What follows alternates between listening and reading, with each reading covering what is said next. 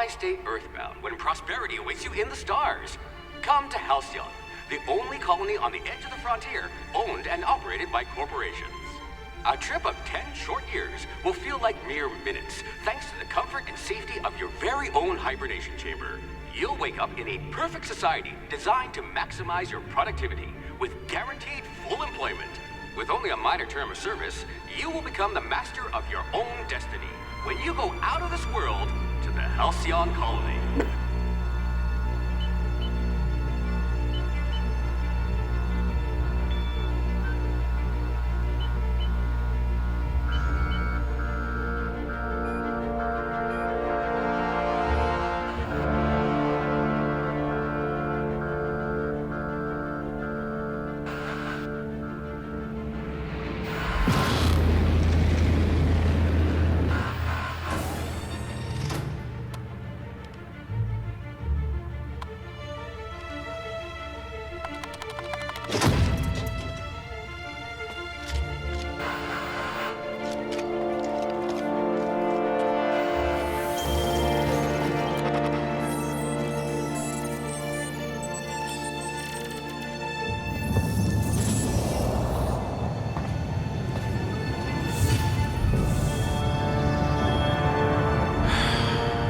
Hundreds of thousands of colonists left adrift out here forever, just to keep from damaging the board's bottom line. Disgraceful.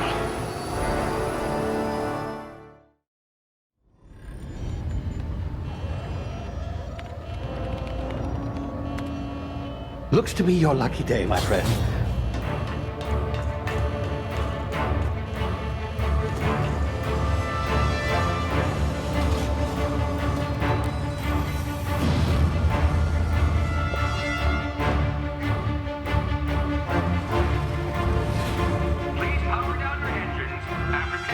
Not likely, bootlickers. Initiate skip jump.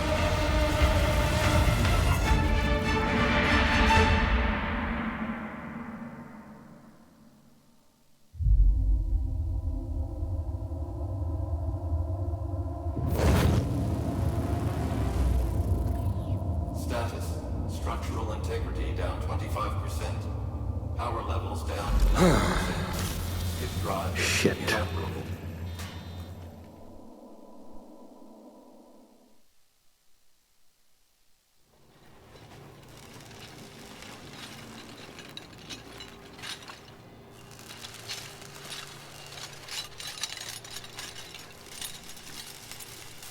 Ah, there you are. Wondering what's going on, eh? Bit of bad news there, I'm afraid. Your colony ship was inexplicably knocked out of skip space and forced to complete its journey at sublight speeds. This means that you and every other colonist on the Hope have been in suspended animation for 70 years, give or take. Normally, reviving someone after so long leads to some quite horrifying results. It's called explosive cell death, but it's really more of a liquefaction. Something wrong? Oh, yes, well, not to worry. I've pumped your body full of a special concoction I devised to keep you from dying so horrifically. Hopefully at all, but I guess we'll see, yes? Unfortunately, I used the last of my chemical supplies saving you. I know it's a lot to ask, but I must have your help securing more if we're to save the rest of your fellow colonists. I'd see it done myself, of course, but the board has a sizable bounty on my head. Now, my ship is inoperative, but I've managed to hire a smuggler to help you out. He'll be... Oh, I see we're in position. Good luck!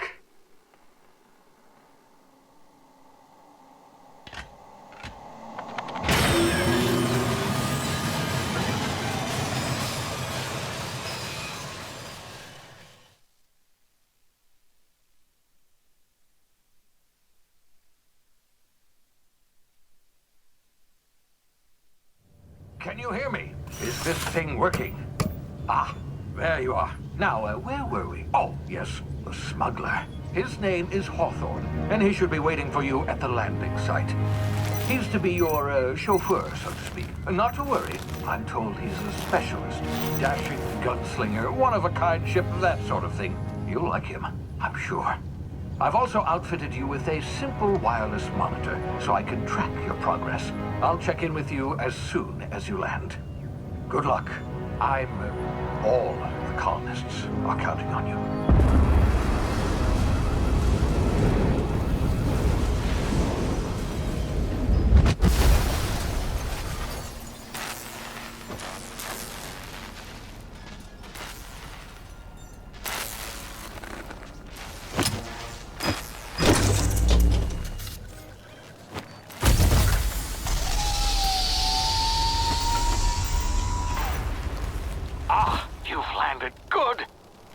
Hawthorne should be close by.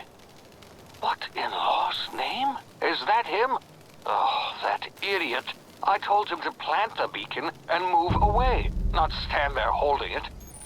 Oh well, no sense in letting his ship go to waste. Hawthorne won't mind you taking his ship. Better you than the board, huh? Not sure I trusted the fellow. Might have gone after the bounty on my head. Shame about the whole squashing thing. Nasty way to go.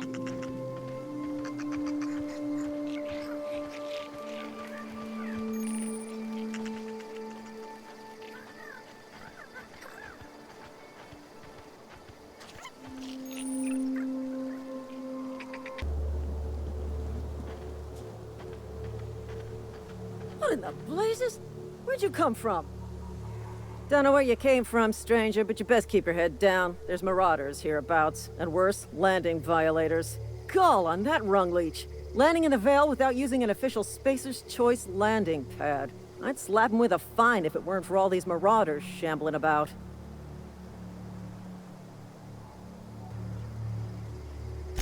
Really?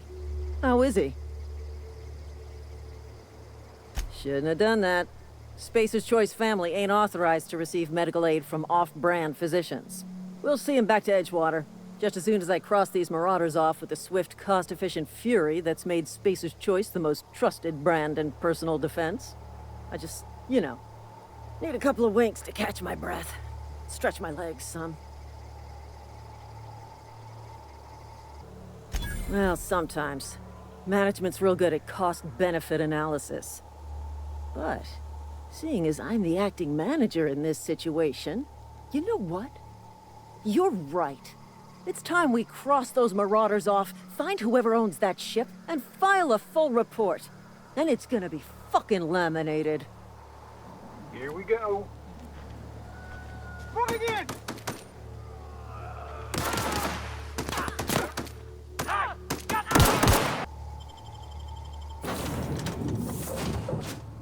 Please be informed that this vessel contains no valuable plunder.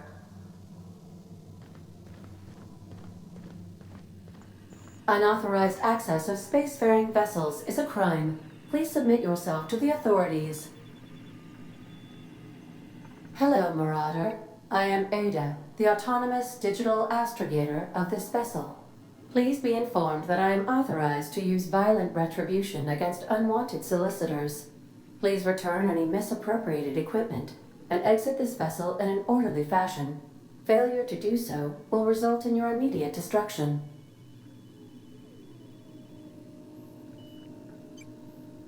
Gesture procedures initiated. Disengaging airlocks. Prepare to eject all boarded parties in 5, 4, 3, 2, 1.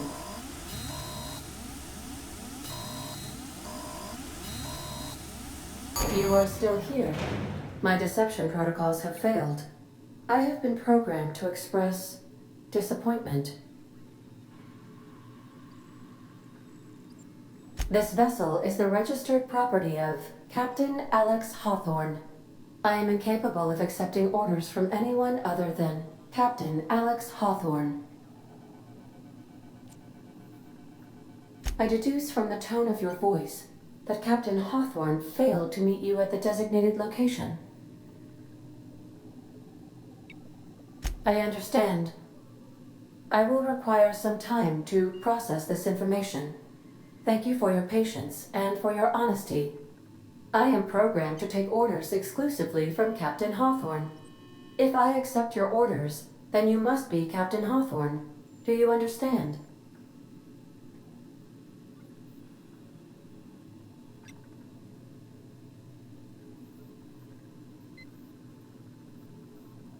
Well done, Captain Hawthorne. I see your powers of deductive reasoning remain intact. Unfortunately, our engine is currently inoperable. Our main drive suffered a critical power failure, and we were forced to make an emergency landing. The main drive's power regulator has been irreparably damaged and must be replaced.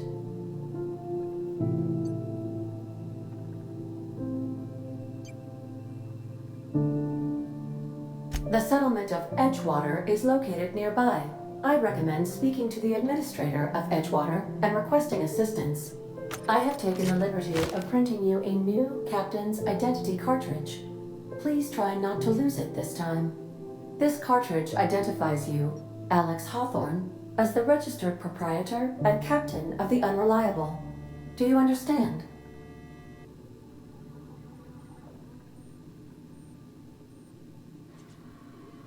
Thank you. I appreciate your cooperation. Best of luck in your search for a power regulator. Try to stay alive this time.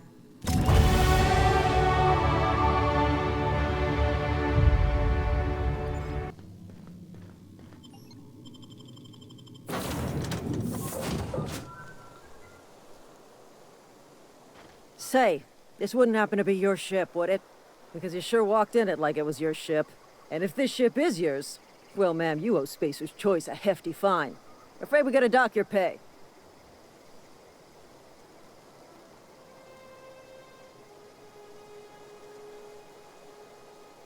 Oh, by the law. I'm so sorry. I had no idea we had an inspector coming. If you'd like to speak with my manager, I report to Constable Reyes in Edgewater. Edgewater's not too far. Just follow the road east of here, over past the cemetery. Now, if you'll excuse me, I need to inspect the crime scene before I make my report. Whoa, hey, where'd you come from?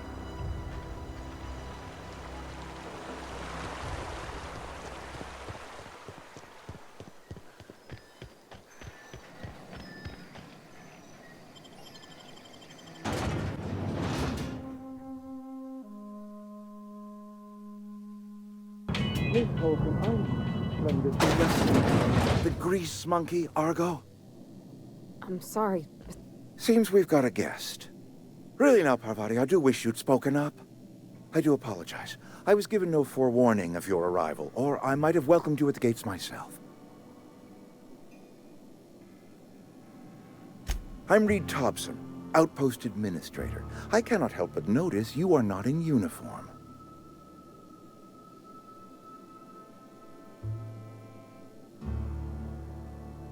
Shirt, pants, work boots, company-approved colors. The, honorable apparel of a loyal worker?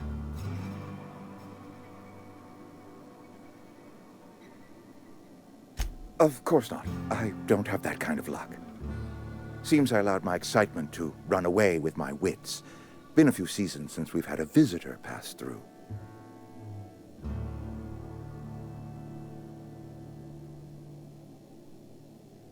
Only regulator we got is hooked up to the town transformer. Mr. Thompson ain't liable to be keen on dismantling it. I beg your pardon. I am most emphatically not keen on any such thing. I can't let you have our power regulator.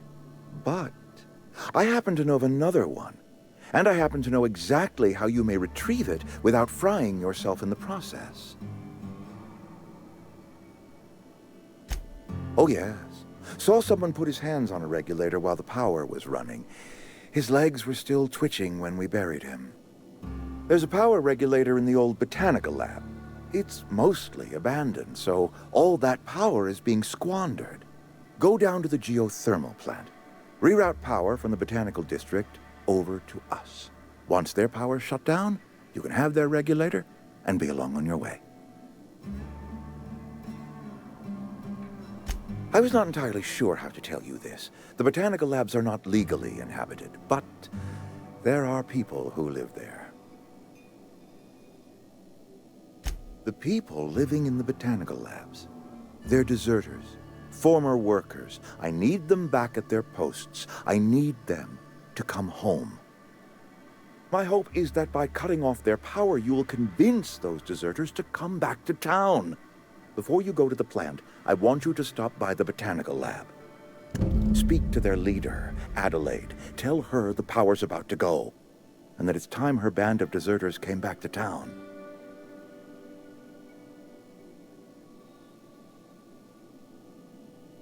Adelaide's older than the other deserters. She's dignified, kindly. From what I understand, her camp looks to her for leadership. That reason was me. I asked too much and pushed too hard. But I am ready to make amends if they are willing to return to the fold. We belong to one community, the Spacer's Choice family. If we dissolve into factions, then we will all perish separately. Adelaide will understand that. My dad told me all about the plant. Taught me all he knew. I could come in useful. I mean, if that's all right with you, Mr. Thompson. Sir. I hesitate to part ways with Miss Holcomb, but I cannot deny that she is talented and may prove useful to you. You will need an administrative passcode in order to enter the plant. I am trusting you with mine, and trusting Miss Holcomb to guide you if you'd like. Great! I got my wrenches and diagnosticators and hairpins and engine tape, so I'm all set. Well, I am glad to hear that. Best of luck to you, and thank you again for your help. It is a lot to ask of a stranger, I know. We better clear out of Mr. Thompson's office before we talk.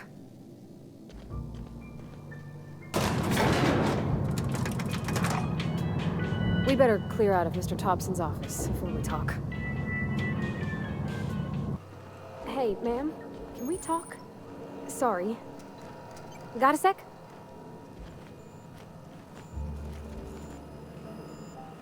Sorry. You just want to get out of here. And you likely don't want to tag along like me. It's just, Mr. Thompson has his own view on matters, on account of it's his job and what all, but that's not the only side of the tale. To Mr. Thompson, a person's a gear. It does its job quiet-like. If it squeaks or stutters, it gets replaced. The deserters are decent folk. I knew some of them before they left.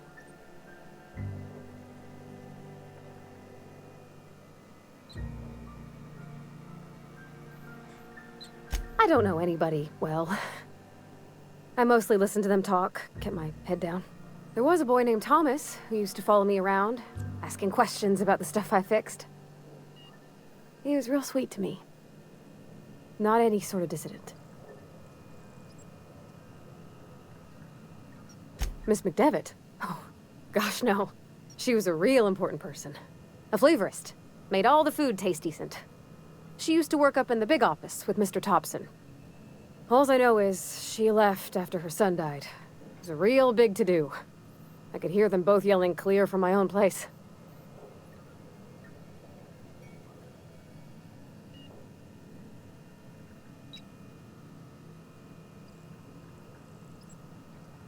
Can't say as I know. I wasn't there. The sound carried, but not the words. If Mr. Thompson ain't of a mind to tell you his own self, you'd best ask Miss McDevitt, if you can get out to her. Life's hard here, especially for them that don't fit in so well. We're one big Spacer's Choice family, but every family's got the one the rest whisper about. Mr. Thompson's aiming to take away their power. They'll have no lights to see, nor heat to cook. They'll be at the mercy of marauders, or worse. I think you should talk to the town's vicar about it. Max, his name is.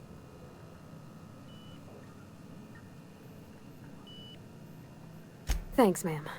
I just think when you gotta make a decision that'll hurt somebody, it's best to think on the right and wrong of it. That's what my dad used to say anyways.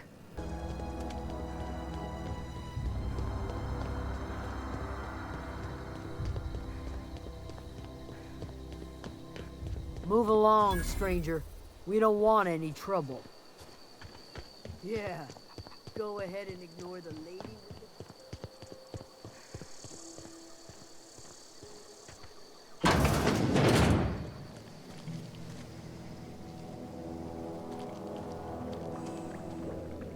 If you're hungry, there's meat turning on the spit outside. If you're bearing illness, find a place to lay your head down and I'll fetch you a poultice. Whatever your troubles with Edgewater, leave them at the gates and be welcomed here.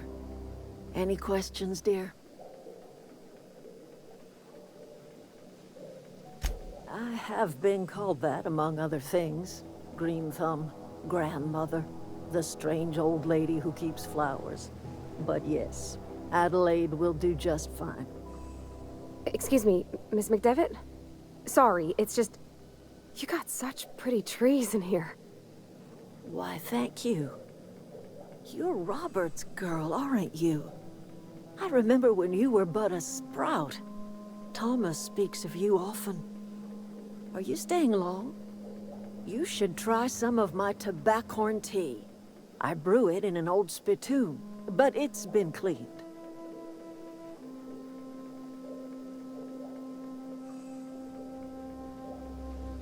A home for anyone who's ever turned their backs on Edgewater. A home for those of us with nowhere left to go and nothing to lose. So, like the spores of the puffball, cast on the wind and alighting on fresh soil, we put down new roots. It is an unpleasant story, dear. But the short of it is that sometimes one wakes up and realizes the place that was once her home for much of her life has changed. The home in which we spent our lives has left us behind, and so we must move on. And that is as much as I will say on the subject. Reed Thompson, you here on behalf of that cold-eyed reptile? Let's hear it. What's Reed's idea of peace, then?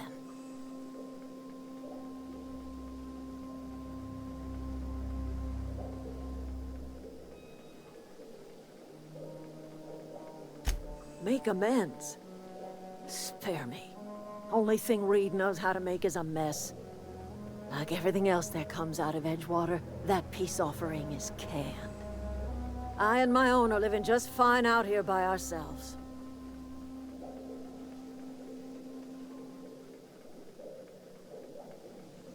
He would do such a thing. The question is, why would you agree to his plans?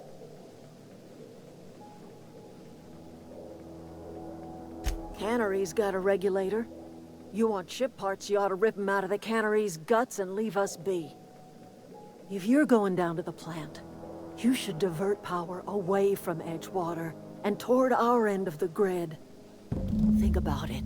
You'd be liberating an entire town from a lifetime of service to that odious cannery. Seems the sort of thing a hero would do.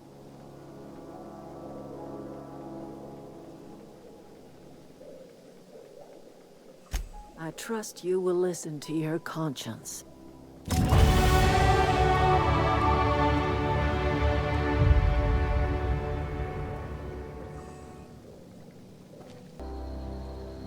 Oh, didn't see you there. I was just occupying myself with a little engineering. Whoa, Miss Parvati. Hey, you're, what, how are you? Hi, hello. Are you, are things safe out here? How are you keeping? Great, just great. I've been trying to keep stuff running, just like you. Only I'm not so... Wait, they didn't kick you out, did they? Oh gosh, no. I'm just along with this lady here. Are you from town? I mean, you don't exactly look like you're from town.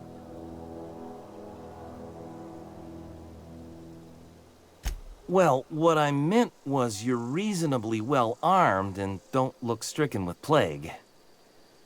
Sorry, I just wasn't sure if you were from town or if you were one of us. Something's been chewing at me, you see. Fact is, I've been, well, lying. To everybody here. Camp thinks I'm a mechanical genius, but I couldn't fix a busted chair.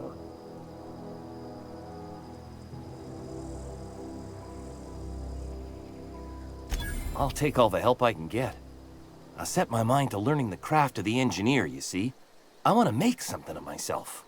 You ever heard of the Young Spacer's Guide to Mechanical Engineering? Comes in a set of 3. If I had my hands on one of those data pads, I could teach myself the ins and outs. Those are good. My dad kept a copy with him when he was working in the cannery. I know the old community center kept a copy. Should find another one back in town. If you could find me even one of those pads, I'd be greatly obliged. Would you? I'd be grateful.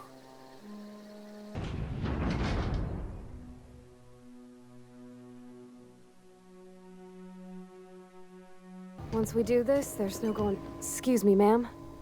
Look, I know you want your power regulator and all, but I just gotta ask you, do you understand what you're about to do?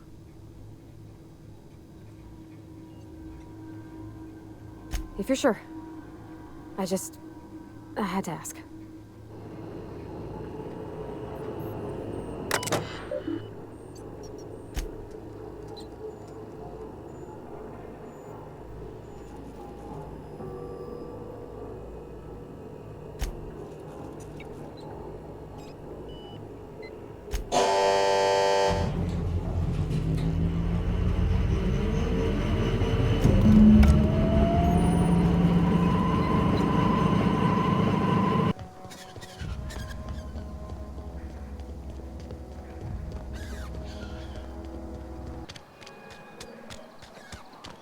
What are we supposed to do now?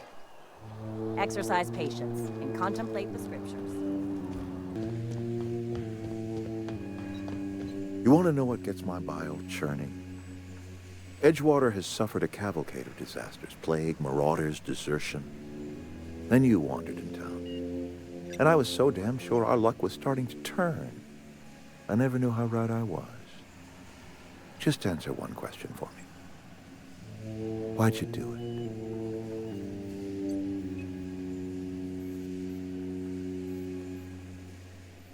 That power regulator is company property.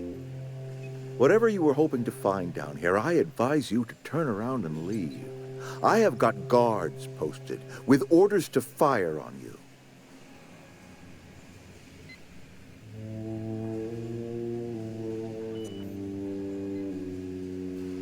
All right, easy now. Let's not do anything we'll regret. I'll order my guards to stand down. Take what you came for, and then leave us be. Stand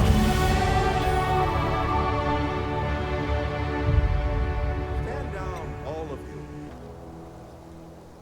I can't stop thinking on Edgewater, Captain. I'm glad the deserters are gonna be all right now they got power, but what about the town? All those people.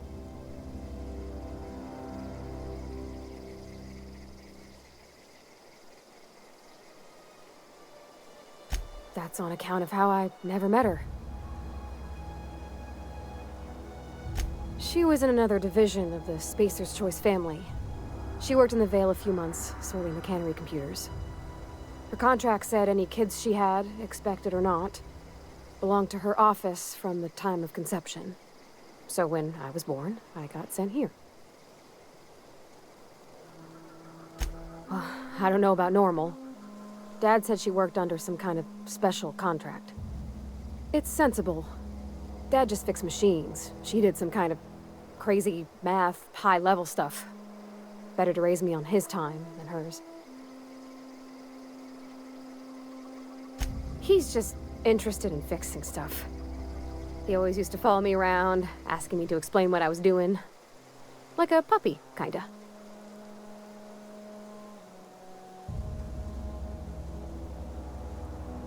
He never told me a word to that effect. And since he didn't, I didn't have to say nothing about feeling different. And nothing had to get weird. If he wants to learn about engineering, we should help him get those data pads he wants. I'd like to do that for him.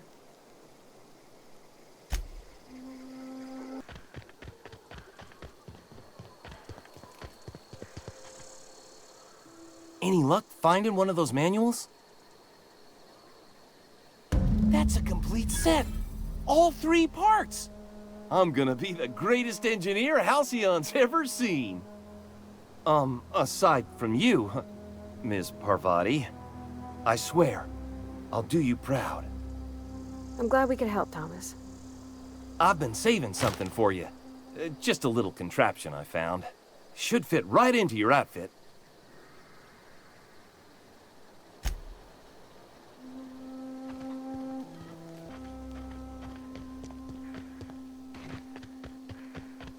Is this your ship? Oh my stars, she is just so handsome. Does she have a name yet? What's her drive model? Oh, gosh. Listen to me babbling. When I was in Edgewater, I dreamed of flying on a real ship, working on a real engine, belonging to a proper crew. Edgewater won't last another season without power, but that don't change the fact that I'm indentured to Spacer's Choice. Company expects me back at my post.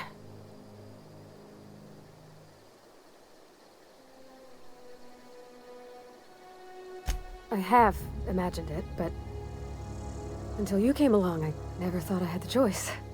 I want to ask you something, and you can say no. But can I come with you?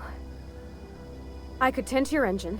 I know my G-valves for my catalyzers, and I can keep your ship singing. And if you ever need a pair of eyes watching your back, I can do that too. What do you think? Yes! I mean, thanks. You won't regret this, ma'am. Captain. I can call you Captain now. Ha! I got a captain.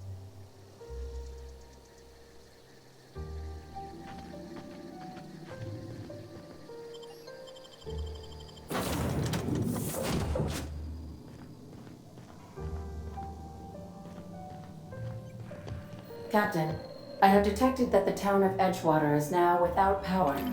I appreciate you doing your part to hasten their demise.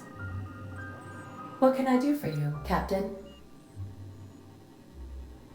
Do you know how to install a power regulator?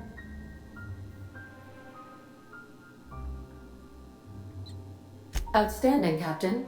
Your aptitude for engineering will prove invaluable in the event of another catastrophic engine failure.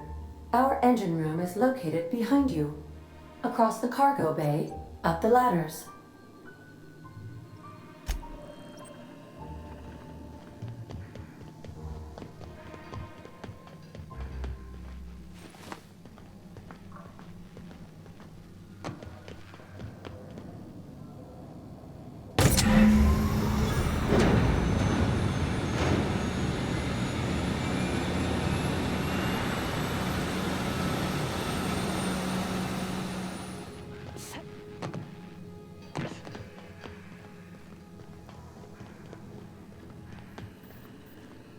What can I do for you, Captain? All systems are operating within acceptable parameters. I am prepared to bring the Unreliable into low-altitude orbit. This should prove an adequate test of our flight capabilities.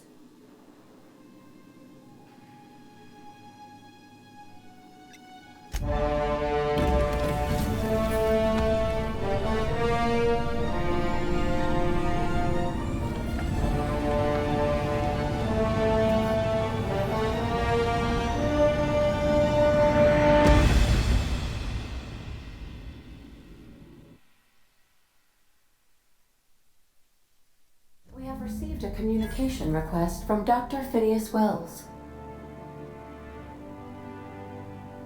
Aha, there you are. Hale and hearty, and captain of your own ship.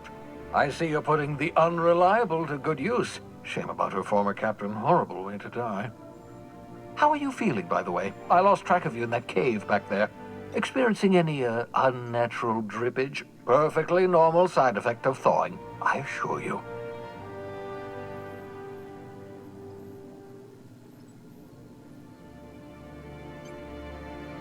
What you saw in Emerald Vale is happening all across the colony. Food shortages, lack of supplies, and basic necessities. We're dying. The chairman, the minister, and all their lackeys on the board are to blame. The Hope has some of the brightest minds Earth ever sent us. If we can revive the Hope's colonists, they can help us undo the board's mistakes. They can help us set things right. You need to get to Stellar Bay on Monarch. I have contacts there. They'll help me, help us, find the chemicals to revive your fellow colonists. Gladys Culkelly, lovely woman, runs a cozy little black marketing outfit on the Groundbreaker. She can get you a nav key to land on Stellar Bay. Excellent. I'll send her a wireless. Let her know you're coming. Excellent. I'll contact you once you've found a way to get to Stellar Bay. If you have any questions, come see me in my lab. And remember, don't trust the board. They'll try to win you over with promises of wealth and power, but it's a lie. The board's only interested in filling their own pockets. If we don't put a stop to them, they're going to run this colony to the ground. Transmission ended. If you are ready to depart, please select a destination on your navigation terminal. What part of the colony would you like to discuss? We're cleared to dock with the Groundbreaker if that's your desired destination. If we're going there, please be sure all docking forms have been filed in triplicate and fees have been paid. The Mardettes take their docking laws quite seriously. I can, yes. Let me add that to my list of 1,435,498 tasks I am simultaneously executing in order to run our ship. You are more than welcome, Captain.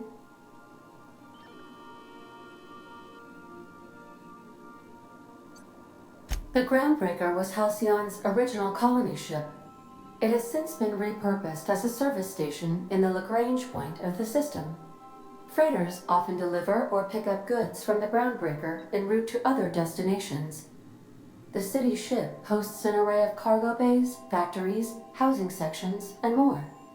Many of Halcyon's companies maintain office spaces with station representatives in what is considered a truly neutral territory within the system.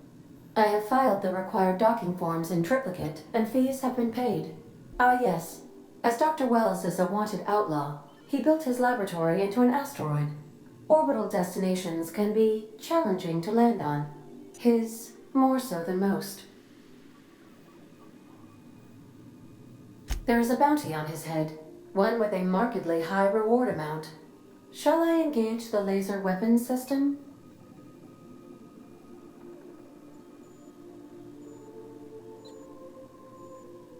I shall happily comply with your order, just as soon as we have a laser weapon system.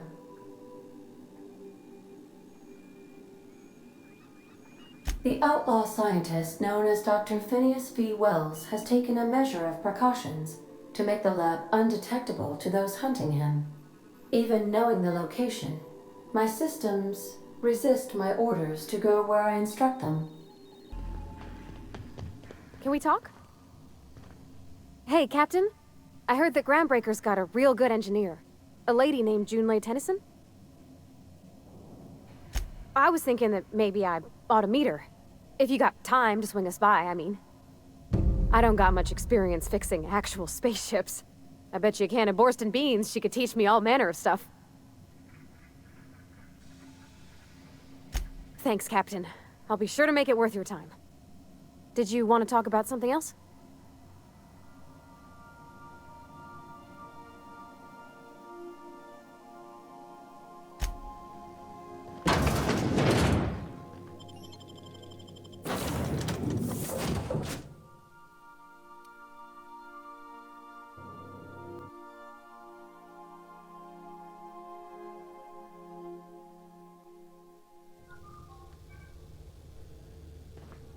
Captain. Hey, Captain. I'm in space. That's not the point. This halfwit just knocked out one of my workers. Customs and inspection, right this way.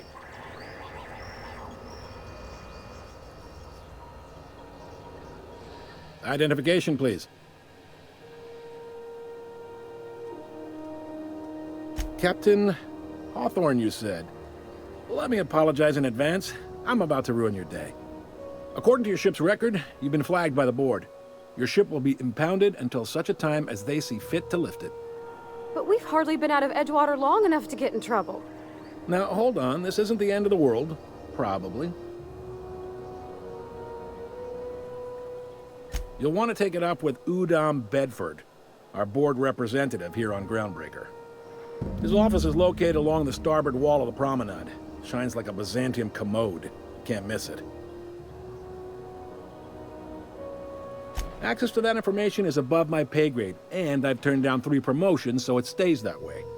I shouldn't be mentioning it, but what the hell? This here, impounding your ship, it doesn't happen much. The board knows we don't take kindly to their interfering in our operations. If I had to take a guess as to why, you must have riled up someone important.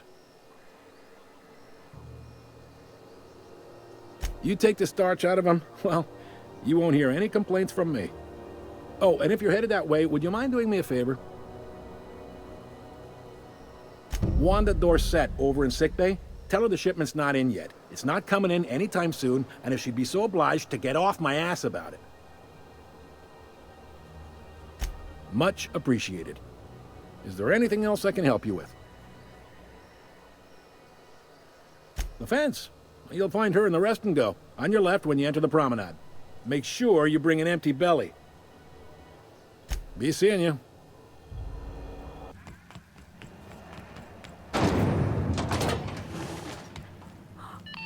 Those XF411s? And an old Yakita 37? You think they'd let me peek at the Junlei Tennyson. I'm captain around here, but chief to my friends. Hope you don't mind the formal introduction. Groundbreaker doesn't see many visitors. No, it isn't. It's a mess. But it's my mess, so I'll take the compliment. Just so we understand each other, I'm the final word on the ship. The Mardits, the crew, the engineers, their family. I hope there won't be any problems while you're visiting.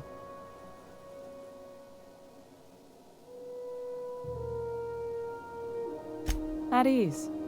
Nice to see an outsider with some working brain cells. So what brings you to Groundbreaker? I'm curious, even though 9 times out of 10 the answer's just passing through.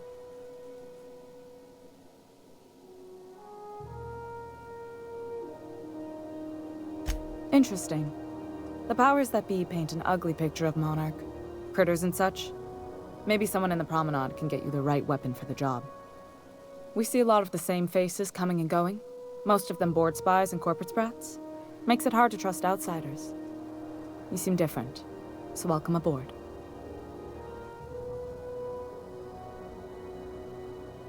What? I didn't think you just... Parvati, is it?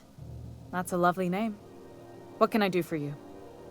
I was just thinking, I haven't got much experience working with actual, real spaceships, Miss Junlei. Chief Junlei. Junlei is fine.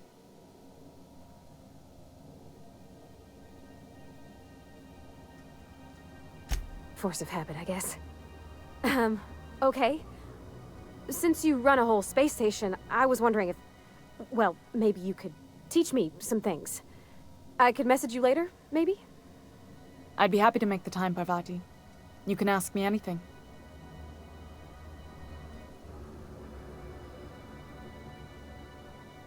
Wow, great! I'll do that then. Messages. Later. Oh, your name's pretty too. I should have said...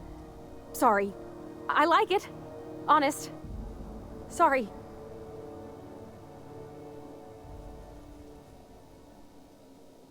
Couldn't have done it without your moral support, Captain.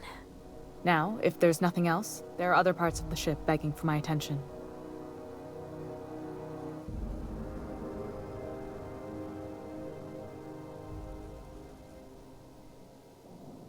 You're right, I don't. The board is after 2 things, bits and power, and they only get it by sticking their nose where it doesn't belong.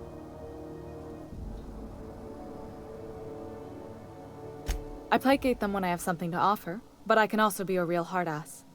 It'd be a joy if I could kick out the corporate merchants and reclaim the docking fees in my lifetime. Too much of Groundbreaker's income is flowing in the wrong direction. I'd like to see that change. You've got my attention.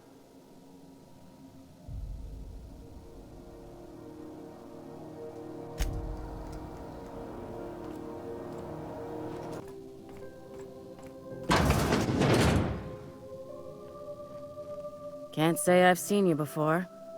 I take it you're a freighter captain? If you're here to better yourself, you'll have to wait. We're having a spot of trouble with our delivery service. He must be referring to Irion. I'm sure the fool's gotten himself into another scrape. I'm beginning to wonder if I'm ever gonna get my service mechanicals at this rate.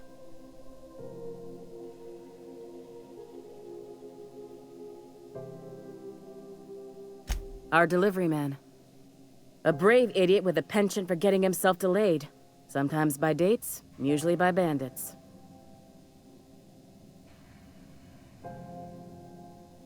I'd be grateful if you'd spare the time. We need his delivery soon as yesterday. Last he told me, he was taking a shortcut by Scylla, an asteroid in the Charybdis cluster. That's where I'd start, were I the adventuring type. You look out, though. The place is probably crawling with outlaws.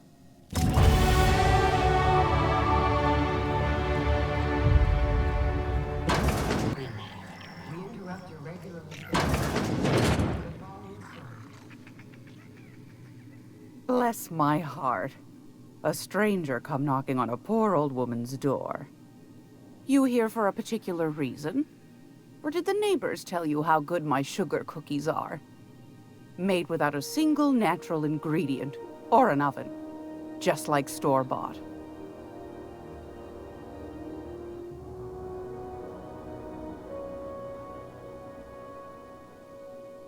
Those have been the height of illegality since Stellar Bay turned their noses up at the board. You and I could be thrown to the void just for discussing such a transaction. Lucky for us, Groundbreaker's a free port. We're outside of the board's control. For the time being, at least. Now, I only have the one nav key. And they're hard to come by these days. It won't be cheap. If you find yourself lacking in the bits, I might have an opportunity you'd be interested in.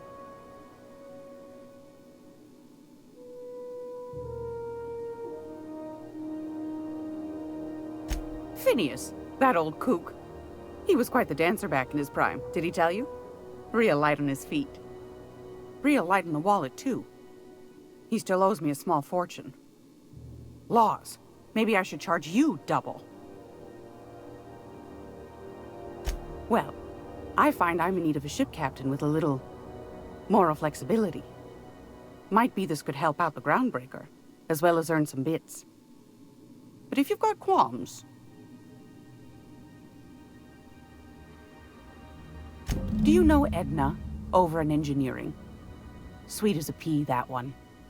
On occasion, she'll pass along transmissions I might find interesting. She sent me a recording of a distress signal she'd scraped from the Groundbreaker's comm array. Curious thing is, it came from an outpost called Roseway. And Auntie Cleo abandoned that place years ago. You've got an ear for intrigue and a nose for bits. I like that. Here's a copy of the SOS recording, complete with the coordinates. If you should find a secret worth selling, might be I could find a buyer. Corporate bigwigs will pay top bit for inside information on their competitors. The more we got the corps fighting each other, the less time they got to meddle in our affairs. Don't forget to come find old Gladys when you're done. Might want to acquaint yourself with Junlei Tennyson, Groundbreaker's chief. She's been trying to get a handle on this heat problem we've got. You'll find her fretting in engineering. I'd say she's a sweet girl, but law forfend someone call me a liar. I don't know, ma'am. She seemed pretty neat to me. Well, aren't you sweet? And just her type, too. What? What's that supposed to mean? Forget I said anything.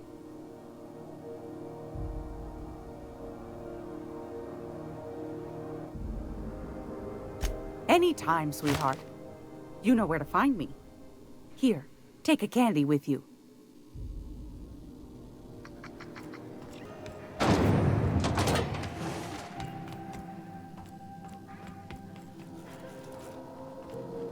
What can I do for you, Captain?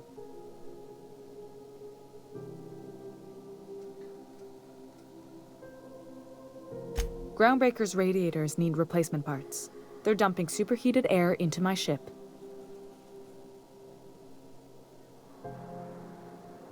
My engineers have managed to keep the heat to livable levels, but all the fixes are temporary. This wound is bound to fester. Only the board has access to new parts, and I won't let them swindle me into a corner.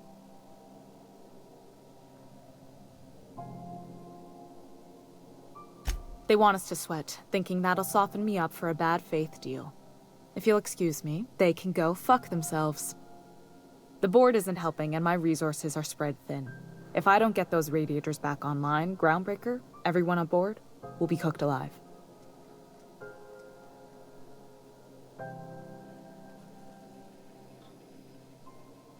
Reasonable, huh? That's the best news I've heard all day.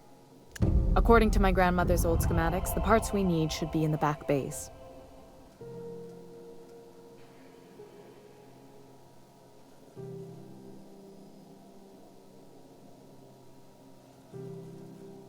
The back bays are on a lower deck, long abandoned and a haven for miscreants now. Good. Once you've obtained the parts, we can proceed to the next phase of repairs.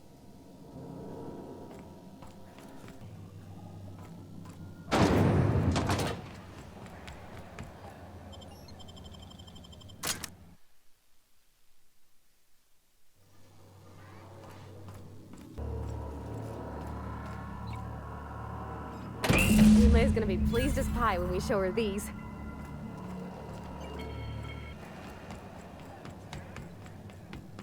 This is Halcyon News.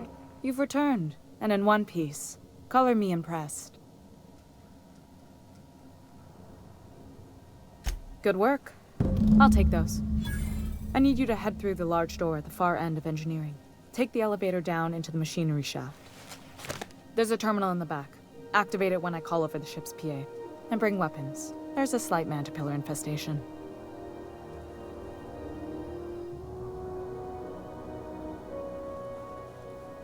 Don't worry, Miss Junlei. We'll be super gentle with the ship. You don't got a thing to worry about. I mean, aside from fires and such. I'm genuinely heartened to hear that. Thank you.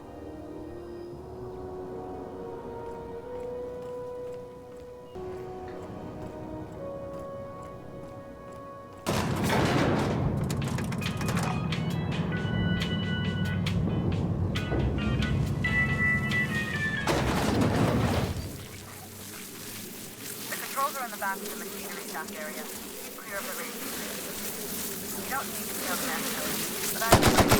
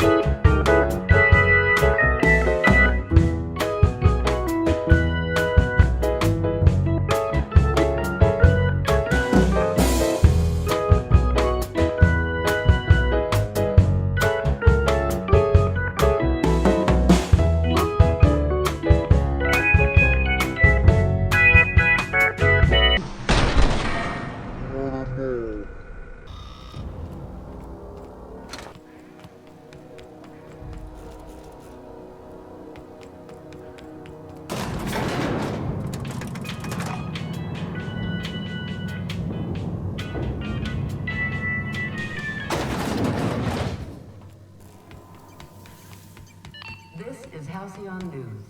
We interrupt your regularly scheduled... My boards are returning to green. What a weight that is off my shoulders. I don't normally tolerate outsiders mucking about in my station's guts, but you're all right. The temperature should be dropping as we speak. I'll see to it the crew knows who kept us all from boiling alive. If you've got time, I believe Edna has a comms issue that could use your attention. I've also authorized Doc and Furu to sell you our premium meds.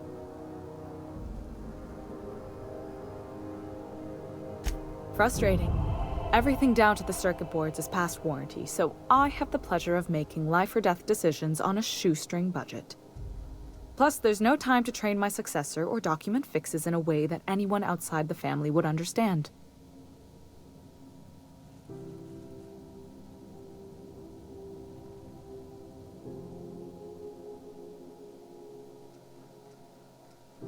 Sure is. The Tennysons came over on the Groundbreaker. My grandmother, Chief Gaying, kept it together during the crossing and until she died.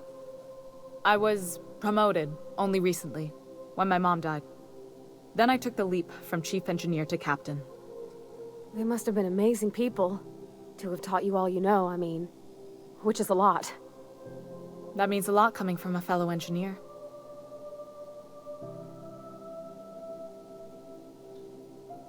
Appreciate it. There wasn't much that took me by surprise about the job, but the little things you never expect or think about, they add up over time. Maybe you can see why I'm protective of Groundbreaker. This ship is family.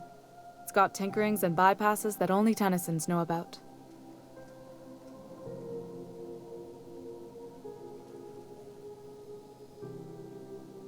You've got my attention.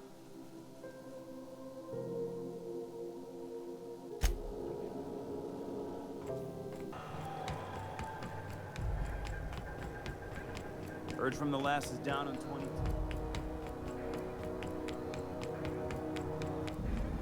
Hey, you got a second? Hey, we don't know each other yet, but I'm Felix Millstone. I was in the middle of a little discussion with the local authorities when you passed me by. I noticed your ship in port. Got to thinking you might be looking for some crew, so I wandered by, just to take a closer look. Gotta hand it to you, boss. That's a fine-looking ship. Only thing it's missing is me.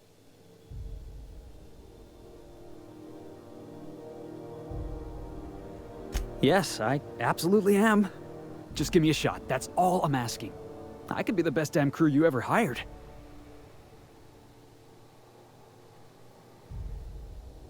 You're serious. You're giving me a shot. All right. Hang on. I put together a little speech, just in case you asked. Hey there. I'm Felix Millstone. I have prepared a list of reasons why I believe you should hire me to join the crew of your ship and/or outlaw gang.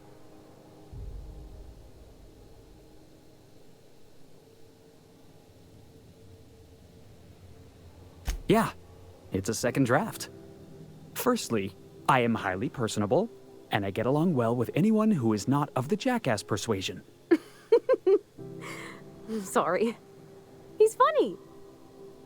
Secondly, I can be counted on in the event of a firefight, standoff, and/or raid. My motto is, if you need a steady gun hand, I'm your man. That motto is it's a work in progress.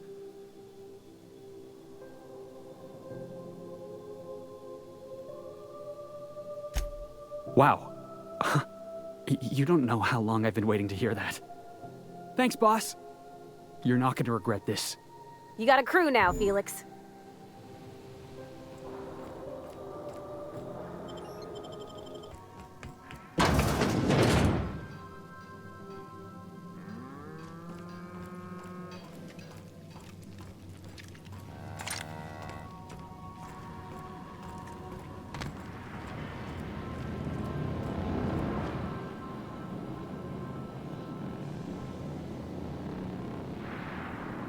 Hey, Captain.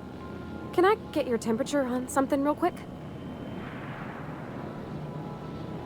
So, Junlei and I have been talking some. Through messages. I got him here on my datapad, and well, she sent me a poem. One she wrote her own self, I'm pretty sure. I don't know if I should read into it. Because poems are all symbolic and such, right? It's not so good. But real sweet.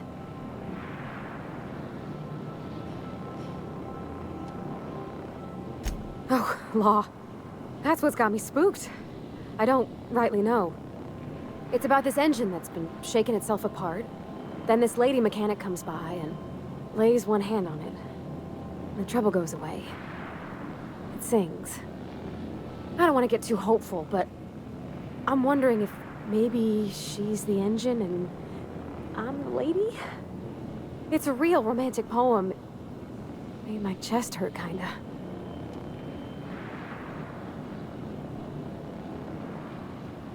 I don't know where it's leading yet, or if I'm misinterpreting. I'm not much interested in physical stuff. Never have been. Leastways, not like other folks seem to be. It's not that I can't, I just don't care for it.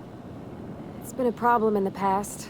The folk who wanted to be with me back in the Vale, they said I was cold.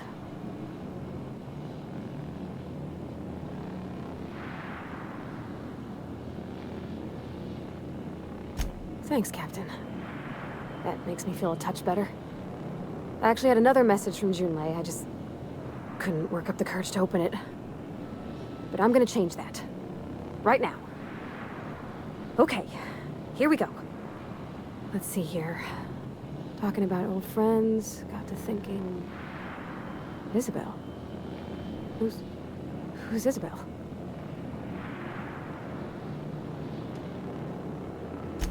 They were... close, Captain. Like, more than friends close. Captain, I'm feeling all mixed up right now. Could we maybe head to the Groundbreaker? Get some drinks at that bar there? Lost Hope?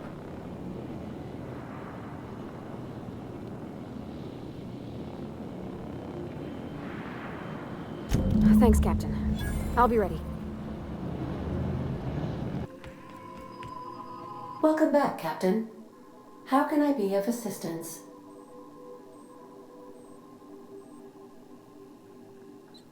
Yes, Captain. Beginning playback now. There's viscera and death everywhere. Gunfire, gnashing teeth. The unemployed.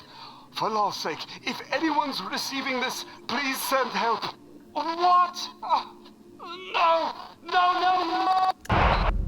Captain, we are now capable of accessing the Roseway landing pad. Also, corporate protocol requires that all distress signals include a list of key personnel for retrieval. The embedded names are Anton Crane, Vaughn Cortez, and Orson Shaw.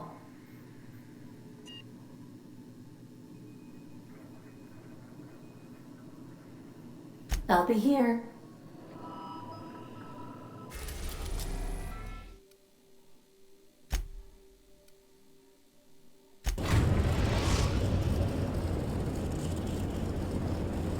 Destination reached. Scylla.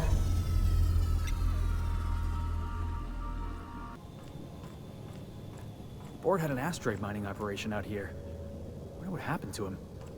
Looks like they started terraforming the place, but gave up halfway.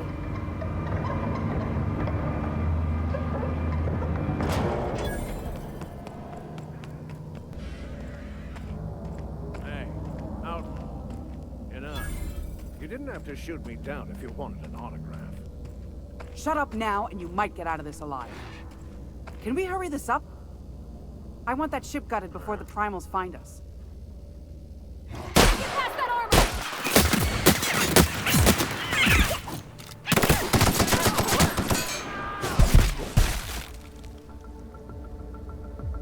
I see you now! It's nothing personal, I swear. Tremendous work, friend. Here I was readying a daring maneuver, and you've come and saved me the trouble. Symptoms detected. Elevated heart rate, dilated pupils, increased sweat production. Subject appears to be terrified. I'm not terrified, you bucket of bolts. That's victory sweat. The one and only. Wait, who's asking? Wanda didn't send you, did she?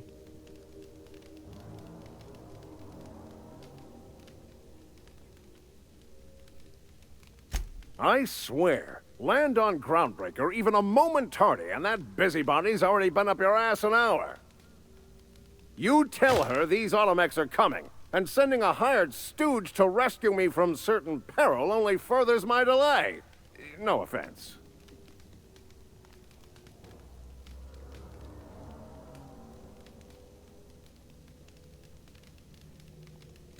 Magnificent. And do please give Wanda my chilliest regards.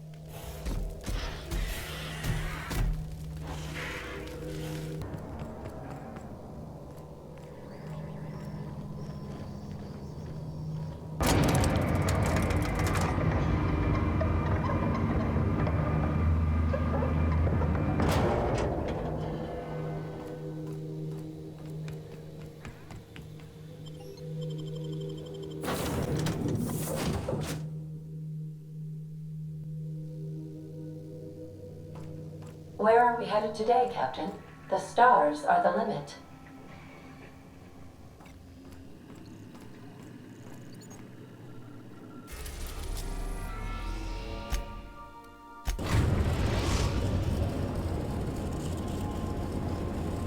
Destination reached. A groundbreaker.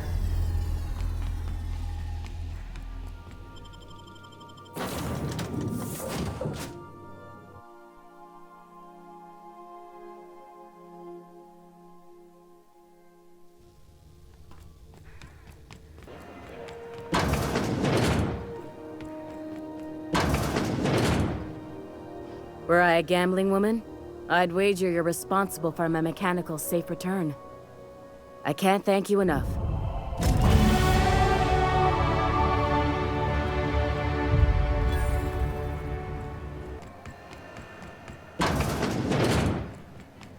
So, how's this work? Do we get a table? Stand in a corner? Okay, so what are we drinking? You're the expert? Oh, and don't worry on the price. I got this. Let's just do it proper.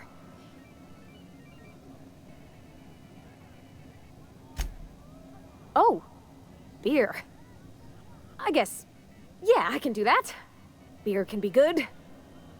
I bet. Bottoms up. Beer, huh? Good choice, if you want to get unsober in a hurry.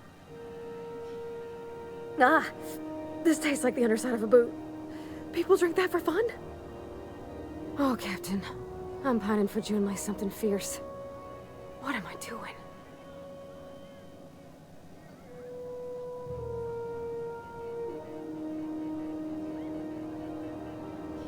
You're funny. Yeah, I guess we're doing that, aren't we?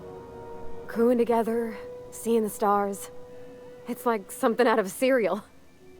I like the ones with grand romances. And I think I'm flubbing mine. I don't know what to do about us.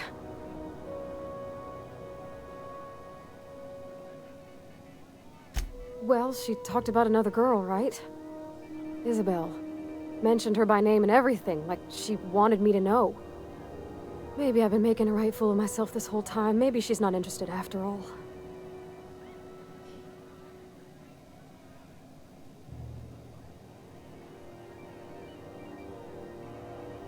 It was real long and rambly. She was telling me a story about her dad, how a lady named Isabel did all sorts of things to try to win his favor.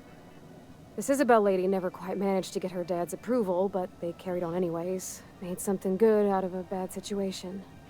Then it all went down the tubes. Do you think Junlei still has feelings for her? I just got a lot of feelings, Captain, and they're all climbing up my throat. I need another drink. Right now. Before I lose my nerve.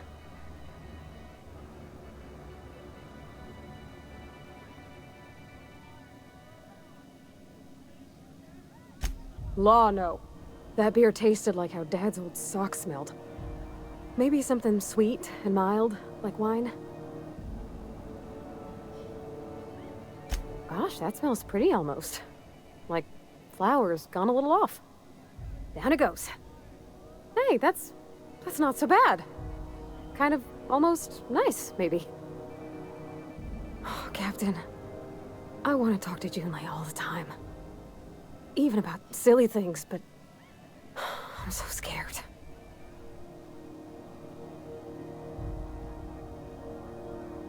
You're swell, Captain, don't get me wrong.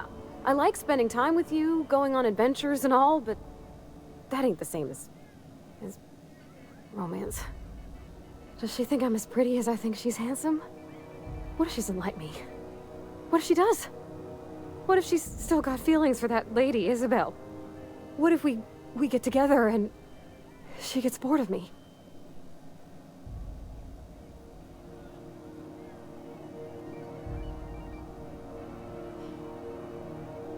Well, I never done this before. Never really tried to pursue someone. I'm all flailing limbs and yelling like a little one thrown in the sea who don't know how to swim. You know I'm not interested in physical affection. That's Well, it's tripped folks up in the past. Folks I thought cared about me for me. What if she's not okay with that? What if she is, but then later, she's not?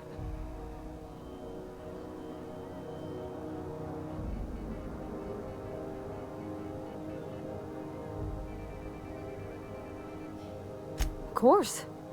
Wouldn't you be?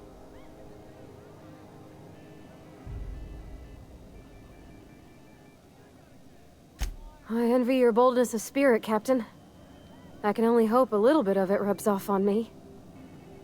But, gosh, I don't know that I got that in me. Sometimes I feel real mean inside, Captain. I think ungenerous thoughts.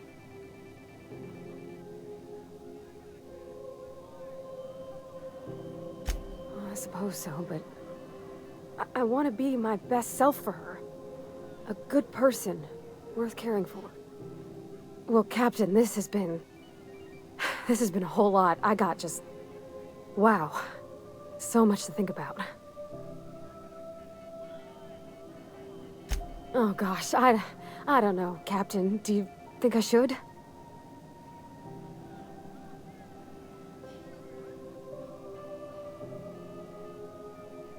Okay. Okay, I'm gonna do it. Right when we get back to the ship. I mean, probably. Eventually. Thanks for hearing me out and giving me counsel. And, well, for being a friend. It means a whole lot. You're good people, Captain. You know something, Parvati? You ought to come drinking with the crew more often. Huh. All right. Thank you, guys. You're real good friends, you know that? I wish there was a place we could all live quiet together. Come on, let's go.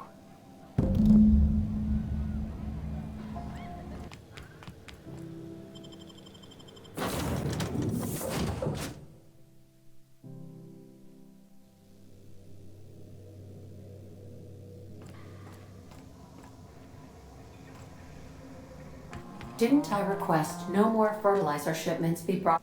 Hey, Captain. I hope I wasn't too much bother at the bar. I did have fun, and I tried some things I never would have otherwise. Some of the drinks we tried I even liked. I guess it's not all disgusting.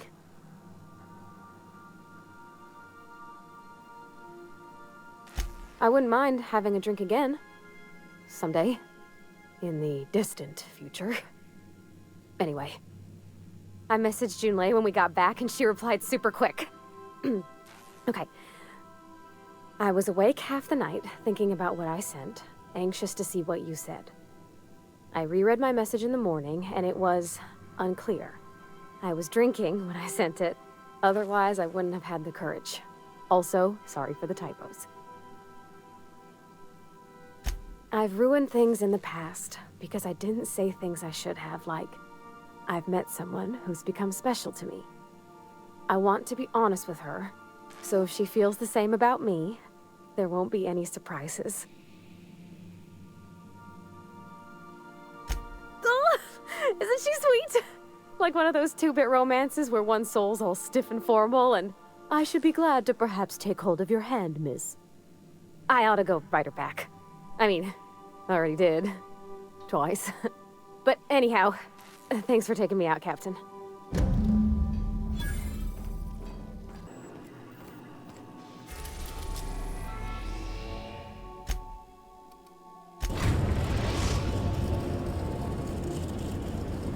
We're now in orbit above Roseway, Captain. No guards, huh? I like this place already.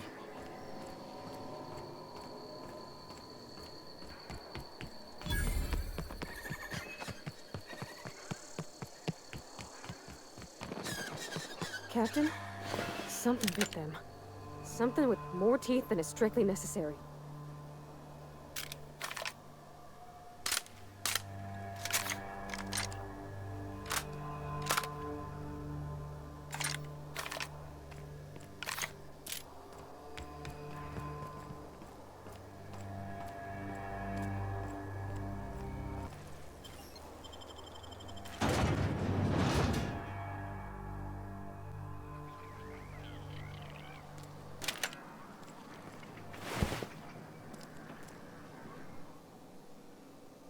I done had enough of this shit. I'm just the fucking tarmac guard. No one said nothing about fighting no raps. Alarms went off, raps broke loose, and I hightailed it in here to get a wall between me and them beasts.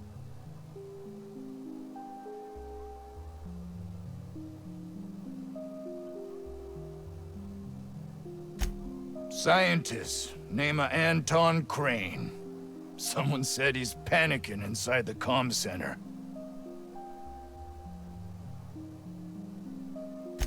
Oh, before I forget, Anti-Cleos makes the best pharmaceuticals in Halcyon. Better than nature. Not like that crap Spacer's Choice peddles.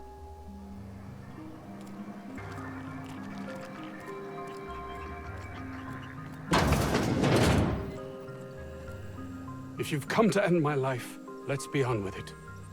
Oh, not actually one of them, are you?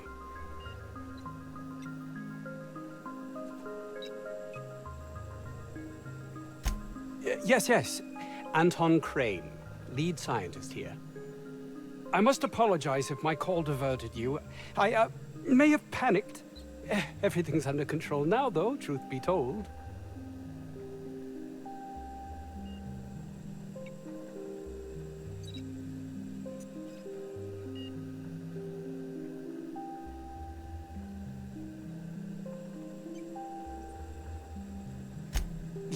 Yes, of course. Hours ago, a group of vicious malcontents fell upon us, shot up our labs and loosed our research subjects, the Raptidons. If those cretins get their hands on my research, well, they'll need not kill me.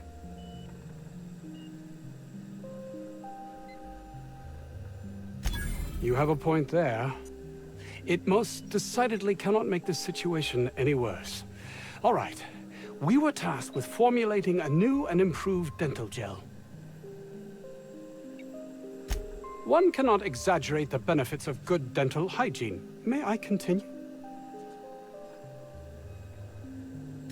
While doing research on enzymes specific to the Raptidon's digestive system, we developed an additive which we subsequently discovered to be the most effective appetite suppressant ever.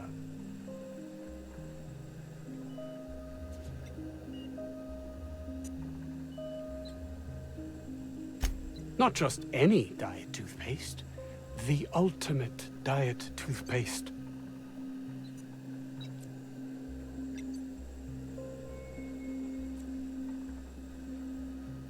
Yes, but don't kill their mother if it's avoidable.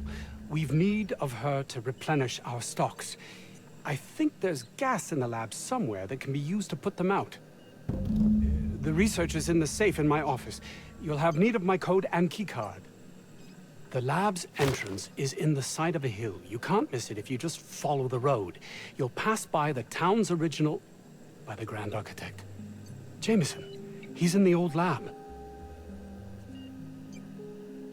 That would surely lighten the weight on my conscience, as I am held to account for the well-being of every scientist here. Too many have been lost. Too many black marks against my name, as it were. And far too much paperwork.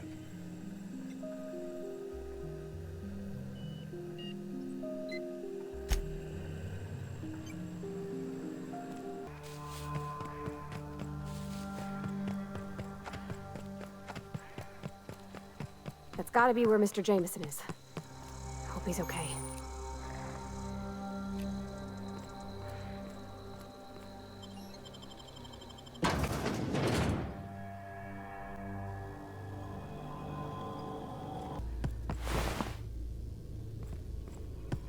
Help! Somebody! Could have been a rat mimicking a human's voice. How the... Wait, I know you. You're responsible for the Emerald Vale fiasco. How the hell did you get in here?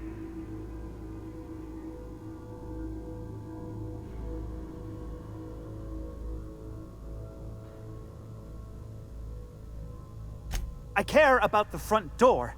This is an egregious breach of protocol. How'd you get in?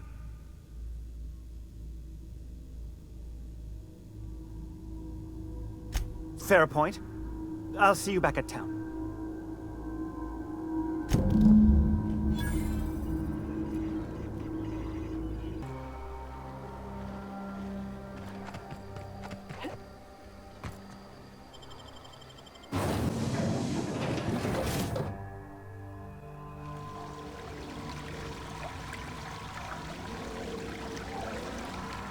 Looks like they got a backup somewheres. Maybe even a Fatberg. Oh, nasty.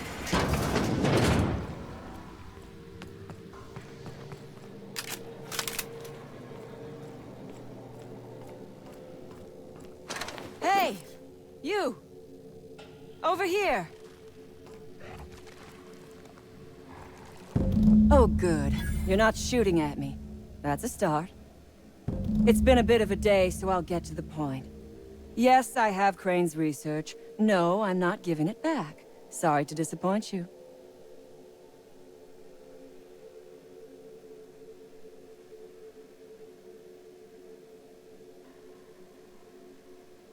I suppose it does not matter.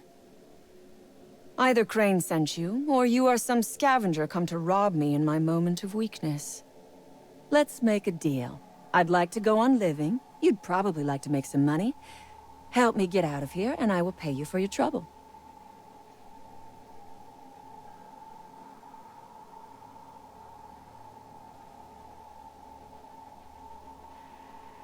The first thing I need is a key card to unlock my door.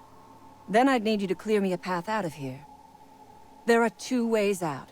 The quickest is through the front door, but Cleo Security's bottled up in there. If you don't want to shoot them, I suppose you could talk to them. The other way out is through the loading bay, but you'd have to clear out the rafts for me. Then I could just slip out the back, sight unseen.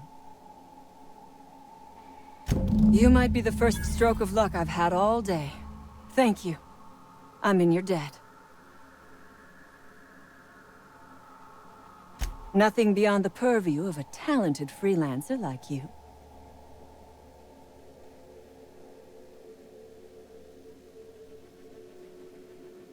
You really expect me to just let them pass? Why? So they can regroup behind their walls and mount another assault? Never mind. I'm obviously in no position to argue with you. If you can talk those guards into standing down, my people will follow suit.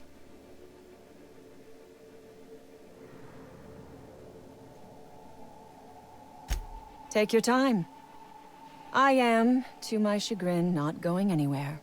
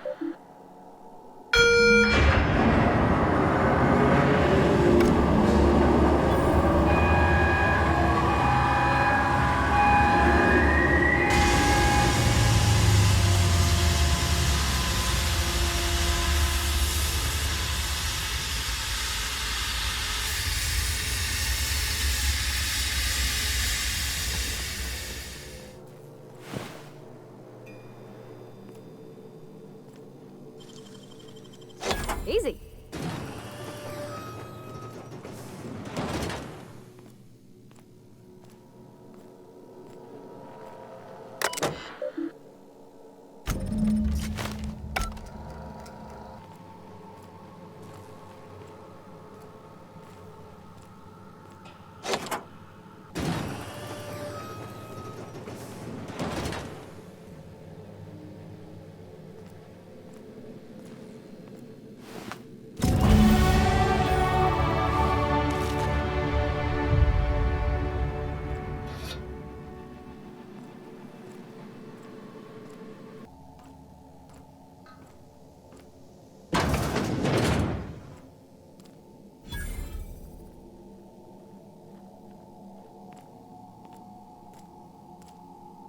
Oh my gosh.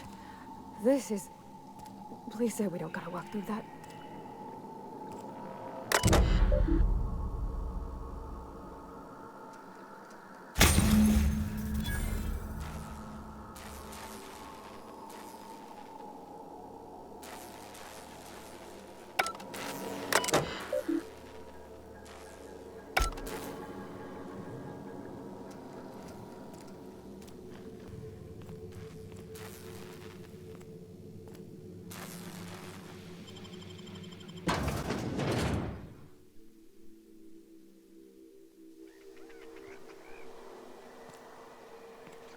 Here they come!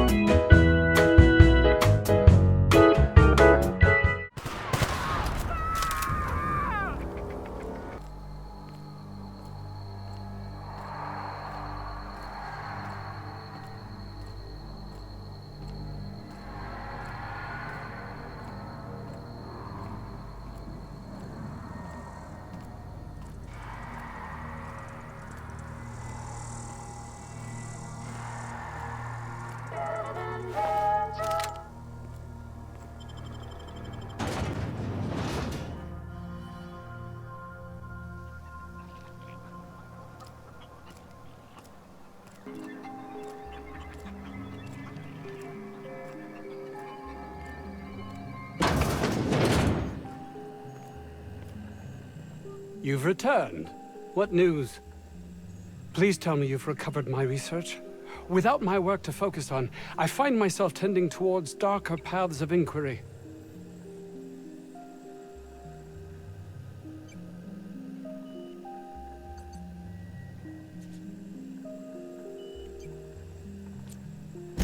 That is wonderful news.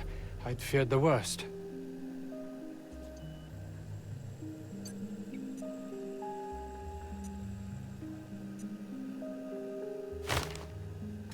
Not in this colony, there isn't. But success here will get me to Byzantium. I'll have recognition, money, proper facilities. It's the only place to lead a life of meaning in the system. Please tell me you've recovered my research. Without my work to focus on, I find myself tending towards darker paths of inquiry.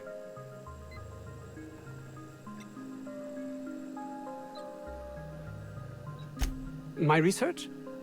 Please tell me you've recovered it. That's all manner of distressing. There truly is nothing left for me. I suppose we're finished here.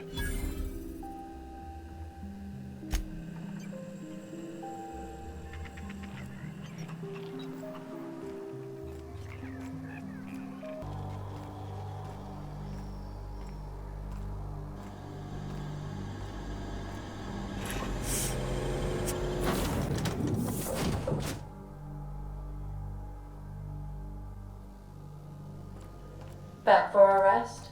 Space adventuring is tiring work.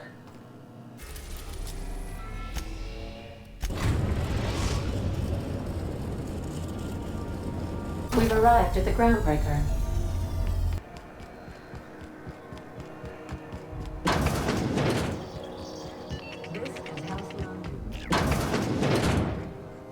It's almost time for today's episode of The Chairman's Children. Care to listen with me? What's that? Speak up now.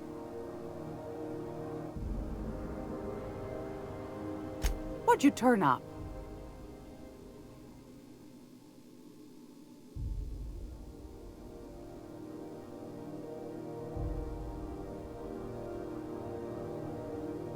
My stars, what a find.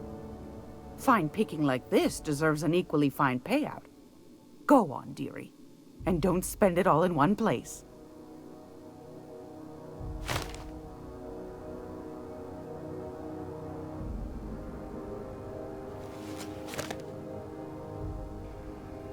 Are you positive? Honest to goodness? Be sure to come back for Magazine Club. Fantastic. Do be careful with it, dear, as these keys tend to be a tad hard to acquire. You should have a chat with Lilia Hagen in the Sublight offices. She's a dear. You'll love her. Now, was there anything else? Anytime, sweetheart. You know where to find me.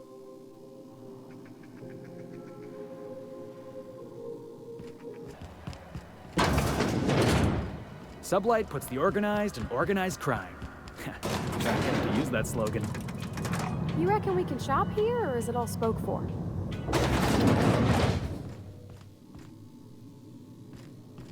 What was that? You! What do you think you're doing?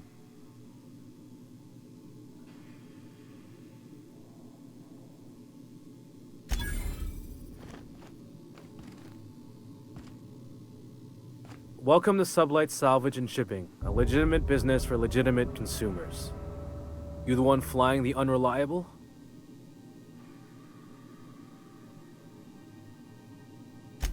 Sure you are. Miss Lily has been expecting you. I'll unlock the door.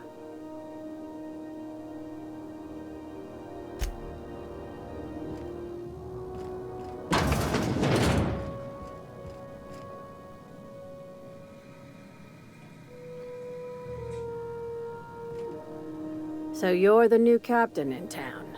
I was hoping you'd make your way to my office. Saves me the work of hunting you down. Lilia Hagen, CEO and Executive Director of Aggressive Operations.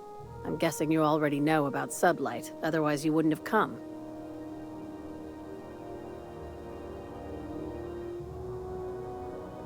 A little advice. Before you start telling lies, get a feel for who you're talking to. It's nice to see the Unreliable again. Useful ship. Hawthorne was my contractor. I'd recognize that leaky boat of his anywhere.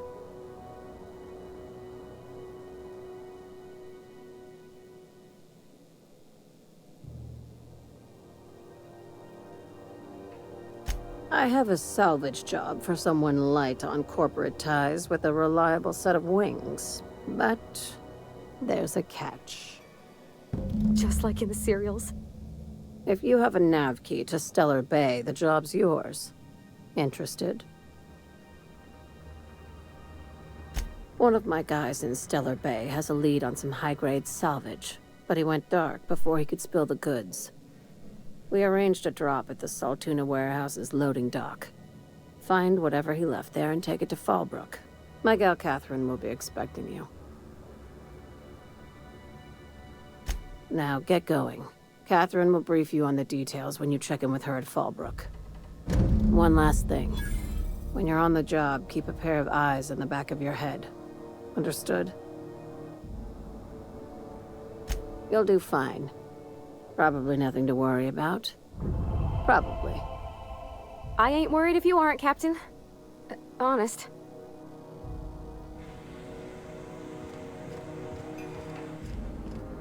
We're not gonna have to hurt nobody, are we?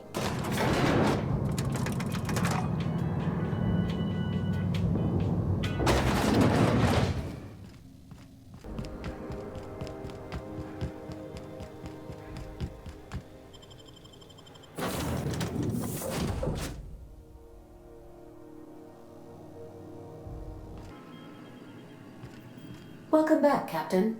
Now that you have acquired a nav key to Stellar Bay, would you like me to contact Dr. Wells? Well done.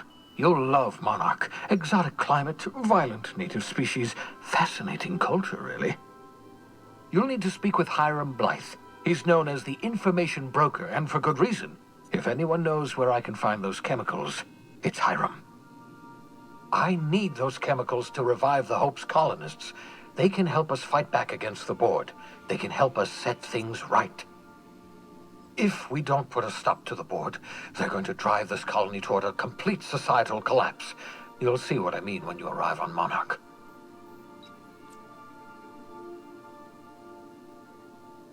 You'll want to hire the services of a skilled guide. I recommend a hunter by the name of Nyoka. Frequents the drinking establishments of Stellar Bay. Very hard to miss. Once you have everything you need, make your way to Hiram Blythe's compound. Come see me in my lab. I'll answer any questions you have. Best of luck. Everyone on the Hope is counting on you.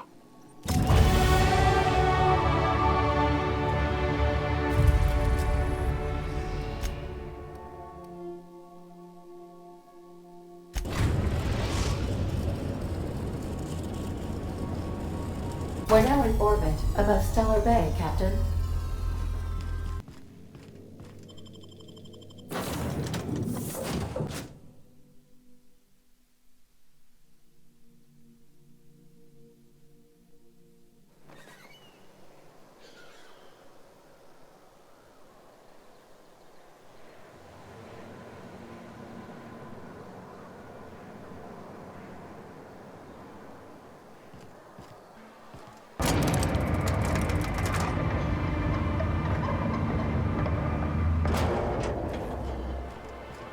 hold on there. I gotta sign you in. Don't think I've seen you around. That means you must be new to Stellar Bay. You are new here, right?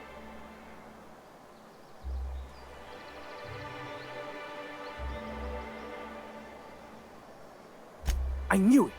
See, I made what you'd call a logical deduction. You must have seen those UDL gunships on your way in. There's only 3 of them these days. Still, they tend to scare folk off.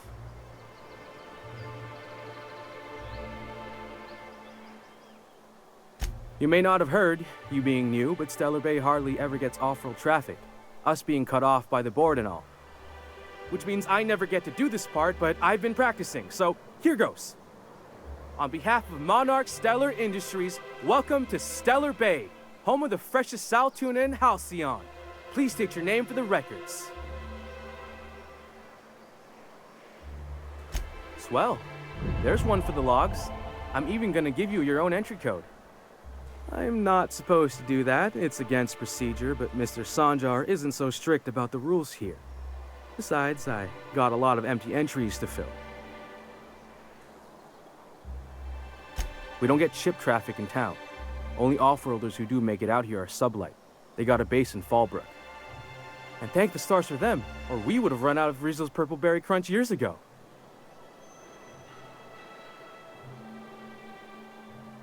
Mr. Sandra will be mighty pleased to meet you. If you see him over at headquarters, maybe you could tell him I did a bang-up job of welcoming you? Oh, and if you're headed that way, maybe you could do me a favor?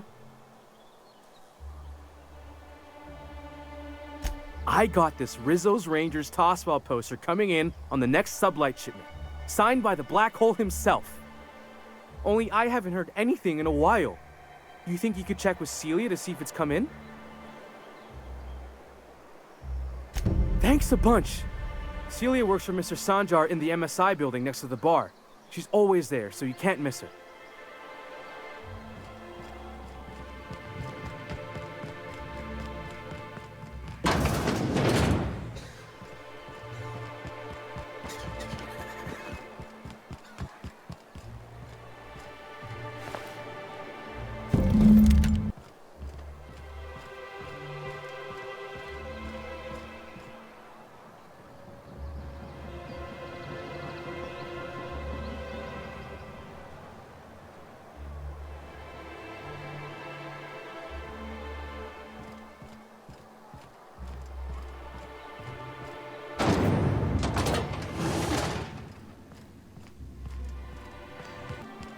Wrap musk and canid eyes, right here. Ma'am, please, I need your help. I can pay. Oh, thank you for stopping. Everyone acts like nothing's wrong, like my little boy isn't at risk of being eaten by some vile creature. Please, you have to help me get my little Tucker back. He ran away and is going to get himself killed. Oh, I just know a Raptidon is melting him with acid as we speak. Oh, I just knew you were a good person. Agnes, I said, this is the woman to save your little Tucky. And I was right. He ran out into the wilderness a few days ago. I warned him about the Raptidons, Mantisaurs, and Marauders, the toxic sulfur pools, and poisonous plants, but he didn't listen. Oh, law, Captain. A youngster won't last long in a place like this. Please, can't we help? Please, won't you go and find my boy? Thank you. Oh, I know he'll be safe now that someone's able to fetch him home. You look for him in Amber Heights, you hear? It's down the road southwest of town. I'm sure he made it that far. I just know it. And if you find any of them iconoclasts indoctrinating my boy, you punch them in the mouths. Tell them what I think of them luring little boys away from their mamas. It's immoral.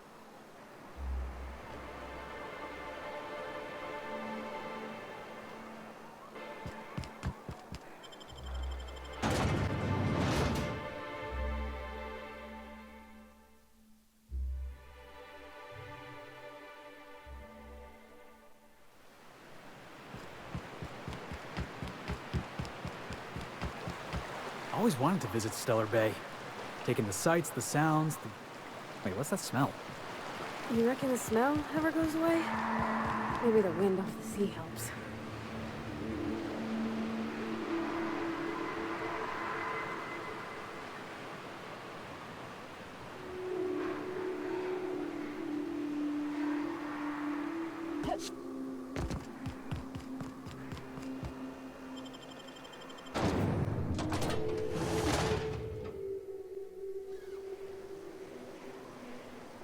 Well, hello, and welcome to the home of the Iconoclasts. I'm Rose. Please, take a pamphlet. In it, you'll find everything you need to know about Graham, his Philosophist truths, and the Iconoclast way. He wrote it himself, you know. Oh no, I'm so sorry. I keep forgetting we're out of pamphlets. Gosh, blast it. On the other hand, I absolutely want a pamphlet. Oh, I'm so glad to hear that. With friends like him, I think you'll fit in just fine. We're the only free people in Halcyon, you know? No corporations, no shackles, no problems.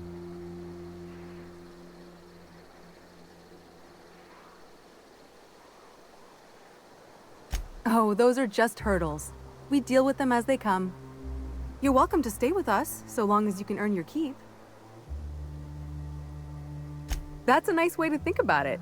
Graham would be our father. I suppose Zora might make a good mother if the two of them could stop arguing. You can think of those two as our leaders, but they're more like examples. We all ought to be more like them. Graham's place is in the large building straight back. Zora's sometimes there talking with him, but usually she's in the triage clinic next door.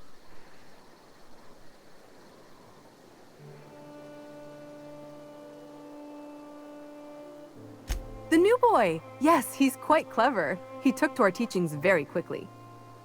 Last I saw him, he was headed into one of the buildings up the hill. Seems like a nice little town. Except for all the dead critters. This place wasn't half so pretty in the serials.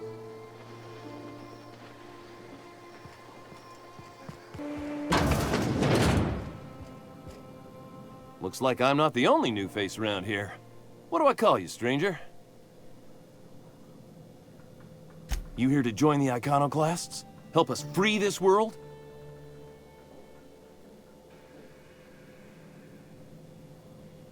I am not a little boy. Haven't been one for decades, no matter what my mama wishes. I take it she's still looking for me? Had hoped she'd accept my decision.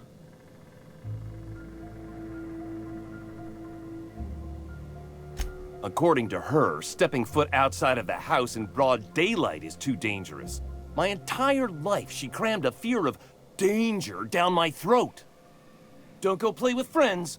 Mantisaurs will tear your arms off. Don't leave the city. Raptidons will spit acid on your face. Marauders can violate you. You'd fall in a sulfur pool. I stuck around way too long, ruled by her fears. I'm 42 years old, but she still sees me as a little boy in need of her protection. I won't stand for it, I tell you.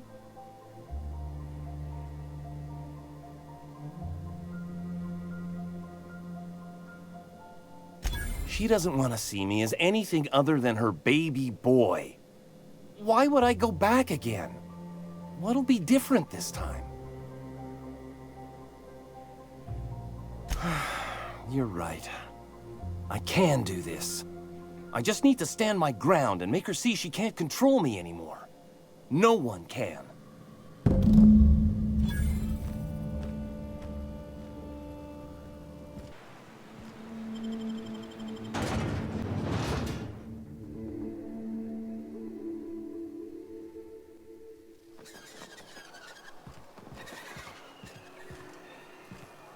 Oh, Captain, you did it! My little boy is back, safe and sound. Tell the captain how grateful we are, Tuk-Tuk. Mama, I told you that I'm not staying. I just came back to talk to you about why I left. Then I'm going back to Amber Heights. Oh, we'll get that silliness sorted out. You're safe here with me, and that's how it's going to stay. Isn't that right?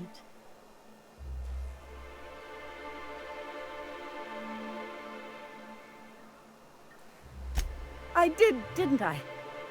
Suppose I can't expect you to just be content at a good deed done? No?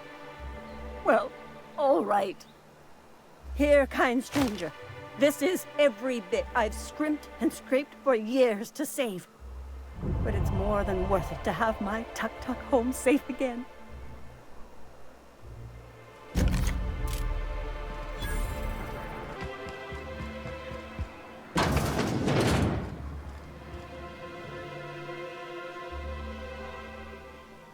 And the little bastard's slippery, right? On account of its blood, so it's sliding. All over the place, trying to crawl away. Getting so I can't tell the blood from the mud. Don't interrupt, it's rude. But I gotta get in there, get right in that baby rap's stomach and dig it out. If so much as a drop of stomach acid got on that medallion, shit, I don't know what I'd do. Might be I'd hunt every damn Rapt out there. Right. What are you staring? Wait. You ain't from around here. Who are you? Ooh, Charmer. Don't get a lot of that around here. Folks mostly grump at me about how I should join the MSI payroll. Nice change of pace. Buy me a drink, will you? Outstanding! What are you doing in Stellar Bay, stranger?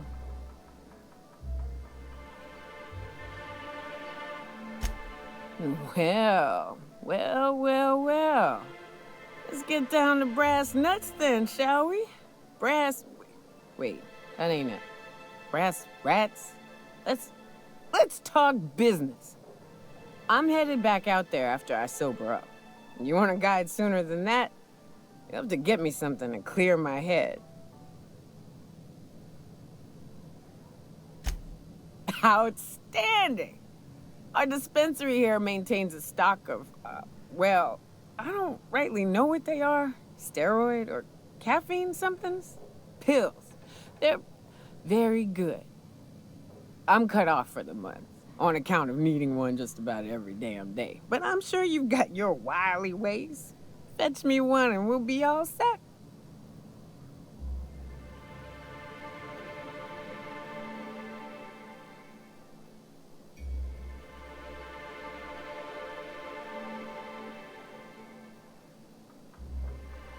Well, they work. We got a deal or what?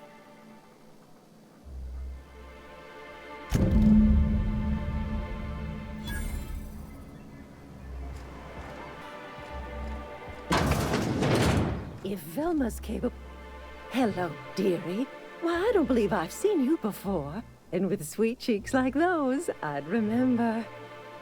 What can Auntie Abigail do for you?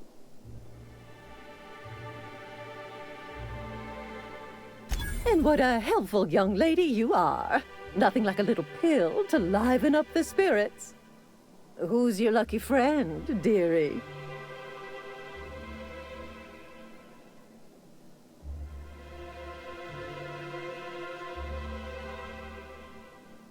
Now, there's no keeping secrets from Auntie Abigail. I'll tease it out of you one way or another. Also, I really do have to enter someone's name for the allotment. After all, I have to keep track of where our little pills wander off to.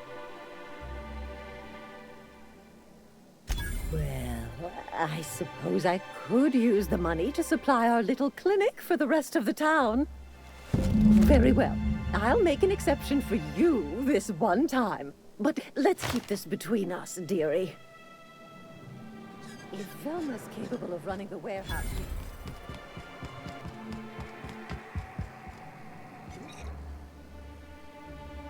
Ah, the Charmer! Welcome back. Drink, chat, or business? All of the above? More or less dangerous than a steady supply of alcohol. Give it here. Whew, that hits the spot. Right in the, oh, No, there it is. There it is. Yes. We're in business. Let's go. Great. Where to? Oh, Hiram? I ain't checked in on that man in an age. He's running the giant radio tower we lovingly call Devil's Peak. We'll be going south and west, mostly along the road till we're past Fallbrook. Out there's a western slope that'll lead us through some fun. You like hunting, right? That's fun. If you're more of a spelunker, Rotting River will take you into the mountain caverns. We can discuss options when we get closer. That said, 3's already a crowd. I don't mind waiting somewhere until you got a spot open.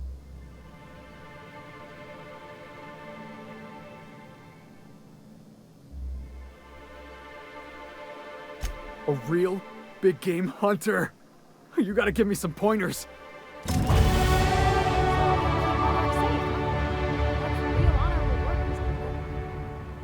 Oh, no. Monarch ain't safe, even with me around. I've just got intimate knowledge of its dangers and an abundance of fortitude. Folks hire me because I know what you can shoot and what you ought to run from. That's a mistake you only get to make once.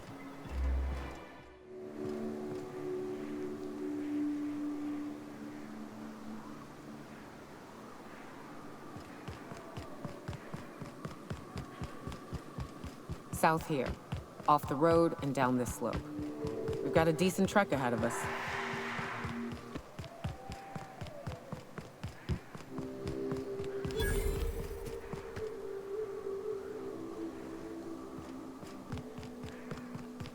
Fallbrook's on the other side of the bridge there if you need a drink. We're only halfway to the mountain, so might consider stopping in.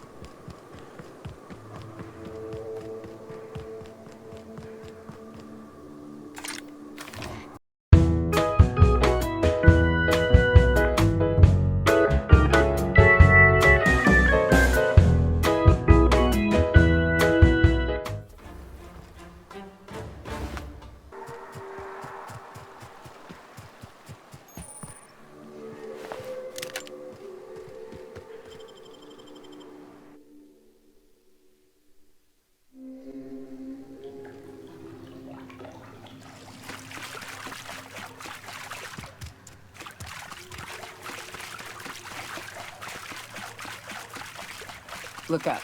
That makeshift bridge, we gotta cross it. First we go under, then hook around to the left, then up and over.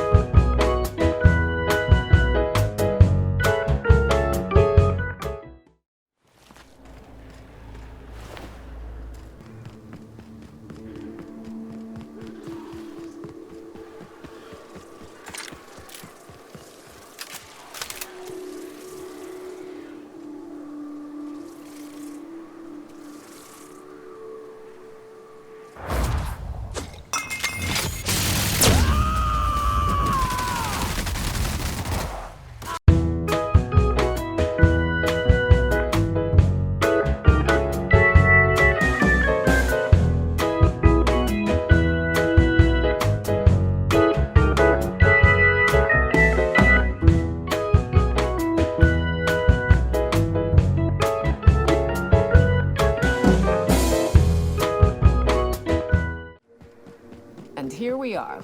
Told you we'd make it in one piece. Station ain't too far now. Wonder if Hiram's home. Just kidding. Guy never sets foot outside. I wonder how they punch a signal through the gas giant's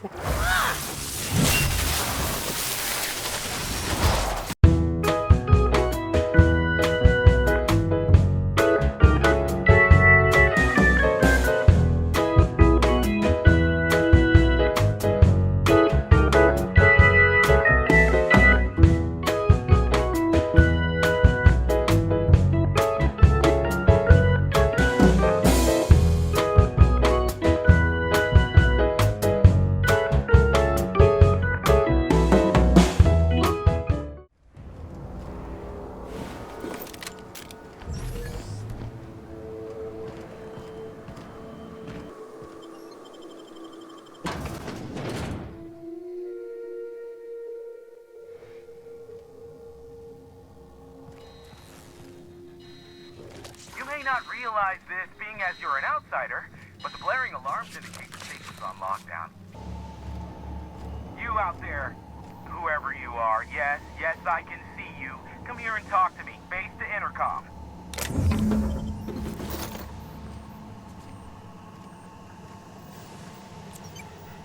I can't tell if you're brave or simply touched in the head. What in the galaxy are you doing sniffing around my station? Unless you are, in fact, trying to suicide by Marauder? And you, Nyoka, what are you doing lugging a stranger into my station? You could use the socialization, you son of a bitch. Also, she hired me. To what purpose? I happen to have some significant problems I am dealing with right now. Marauders, running out of purple-berry wine 3 days ago, not being able to bloody broadcast.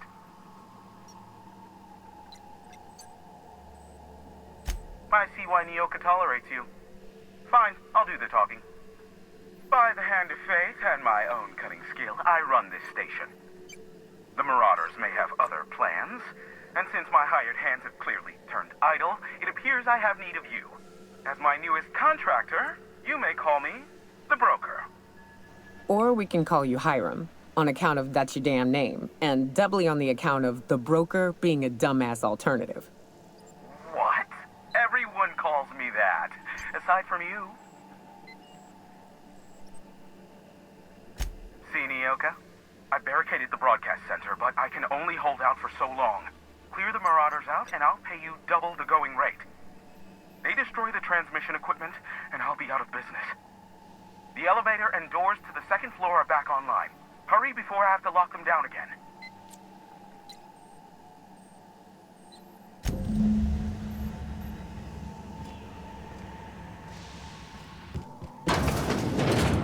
Come on!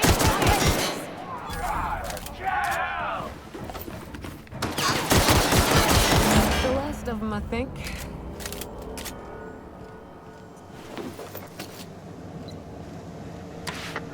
Marauder free at last. I'll get the door. You hurry on in.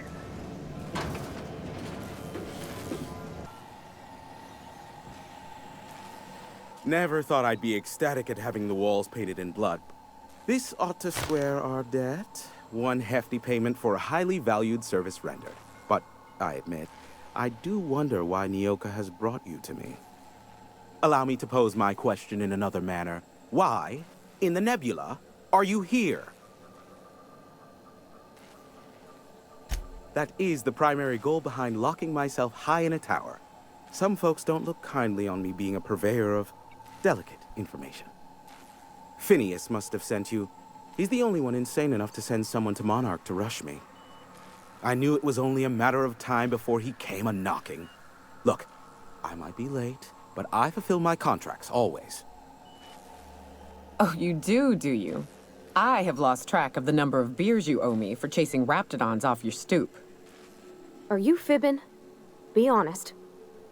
I take offense to that. Look, okay. Just, it might take me a while this time. I am awaiting but a single incoming transmission containing the information we desire. But MSI and the Iconoclasts are clogging the airwaves from Stellar Bay and Amber Heights. In their war against each other, they're scrambling each other's outgoing transmissions. Exactly what I was thinking. They hurt us all with their pettiness. Which of course has inadvertently affected the incoming port and my livelihood. No, they're jamming the limited frequencies we have at our disposal. Nothing extraplanetary can get in or out until the frequency pollution thins out. The safest bet is to convince Graham and Sanjar to stop transmitting on their end. You do that, I'll be here, waiting on the receiving end. Luck be with you. I have a feeling you'll be needing a pinch of it, plus a vat of patience. Sure. You know where to find me if you need me.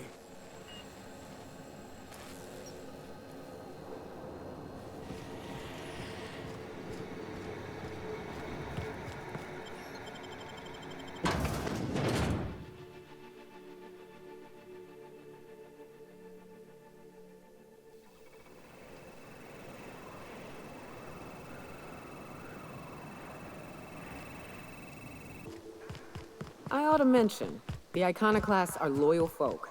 Treat them right, they'll do the same. Turn on them, they'll open fire without a second thought. A Mantiqueen. Yeah. We felled it, mine. A stranger comes to our home. If you're looking for a path to walk, you've found one. If you're looking for a teacher, I am one. Welcome to the Iconoclasts.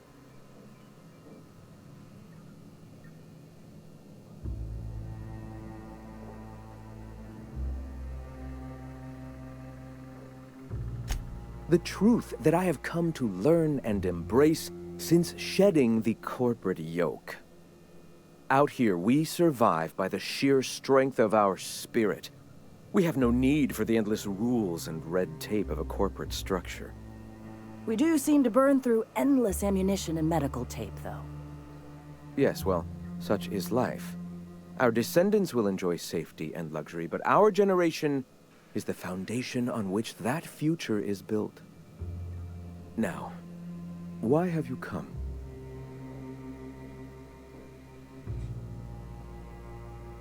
Stop. No. Spreading the truth is the only way to combat the board's poisonous campaign of propaganda against their people.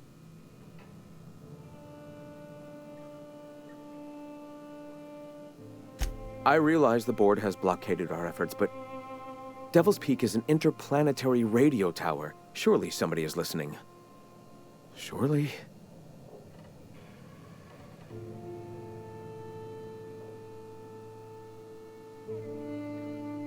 Excuse me. I'm from Edgewater on Terra 2. If you'll pardon my saying, nobody I know's ever heard of you. All the more reason to double down on our efforts. Graham, we should be focusing on survival anyway. Food, ammo, and medicine. Maybe now's the time to pivot. Pivot, huh? If radio isn't working, we might try another way. It seems the captain's timing is more than just serendipitous. It must be fate. I've had my sights on an old printing press for some time. The board uses magazines and advertisements to subtly focus the colony's attention. We will use their tricks against them. Wait, that's not what I meant. Help me clear out and repair the press, and I will have no need for that rust bucket of a radio tower.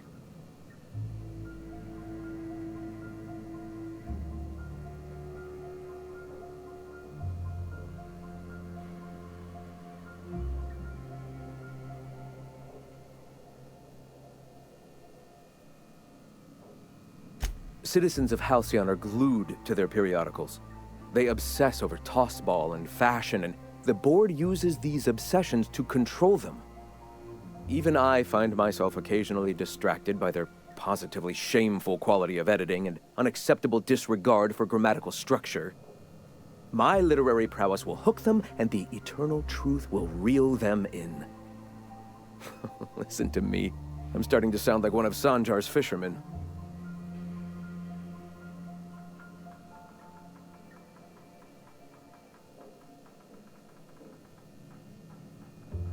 Wonderful.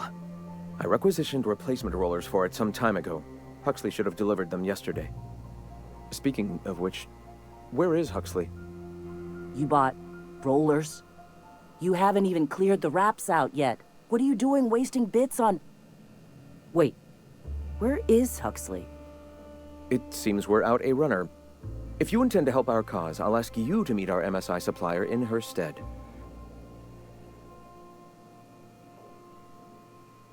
Wonderful. While you're at it, I wonder if Carlotta still has those high-capacity cartridges? Grab a few, will you? There should be some funds left over from the last shipment. We can use them to copy and modify radio serials. Yes, not just magazines, but their precious dramas. Unbelievable. I hope I don't have to tell you this, but if there is extra money, would you mind buying, I don't know, food and medicine? Graham, if you need me, I'll be in triage.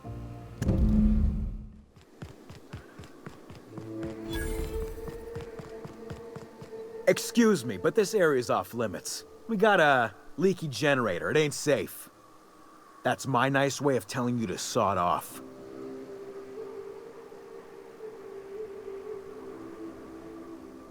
Oh, you are in for it now. I'll fix you right up!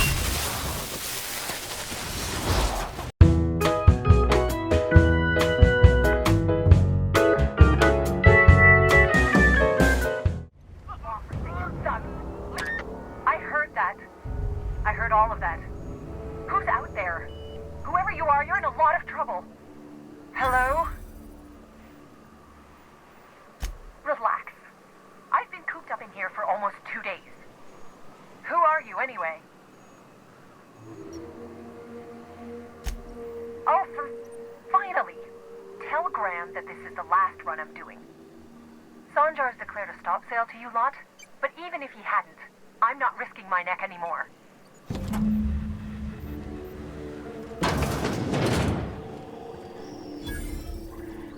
Thanks for clearing out those goons. Please don't kill me next. Graham ordered rollers and whatsits, right? For a printing press? Here, take them. Like I said, this is my last run.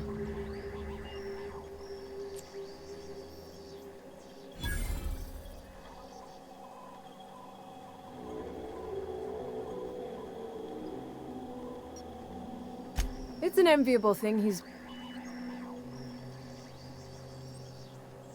You'd have to ask... What do you want delivered? I always took that woman for the sensible type. Good on her. I'll send some along.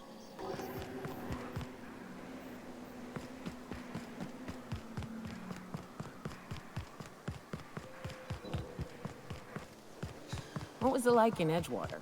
I hear you workers were on the clock every available moment. We always got 8 hours a day for sleeping. Just not always consecutive.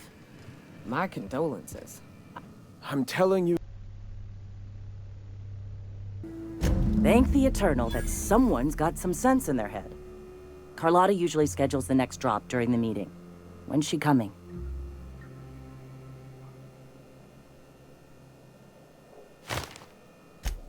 That is most... This cuts off one of our only 2 supply lines on Monarch. Sanjar, old friend, you're about to cross a dangerous line. About to? That idiot just declared war. We will deal with his subversion later. For now, we must redouble our efforts to spread the truth to the colony. I've already sent a team ahead to scout the press, one of our best. Meet them there and find out if they've been successful. You sent the Van Noys there, didn't you? Oh, for fuck's sake, Graham! We needed them in the ruins. Our people died out there. They went willing to fight for our cause. We need reinforcements. We need new recruits. The Van Noys saw the printing facility with the same importance as I. Is a printing press really worth all these people's lives? There's gotta be a better way to get your message out. I have the utmost confidence in their abilities. Friends, we must have faith that the men and women we recruit can handle the duties for which we recruit them. Exactly. I'm glad you see the truth of the matter, Captain. I'm sure the dead understand, right? Look, just... If the Van Noys are still alive, get them out of there. With Sanjar pressing the issue like this, I have a feeling we'll need them.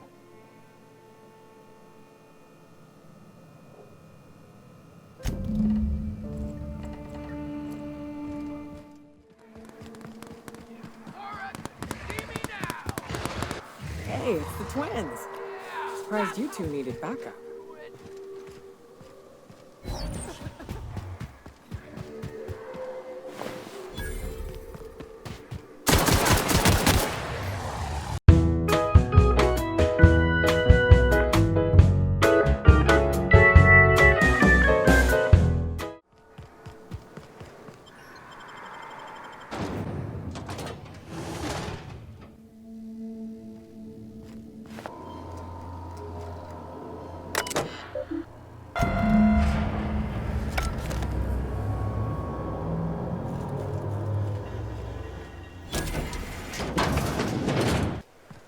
What do you think of the unreliable Parvati?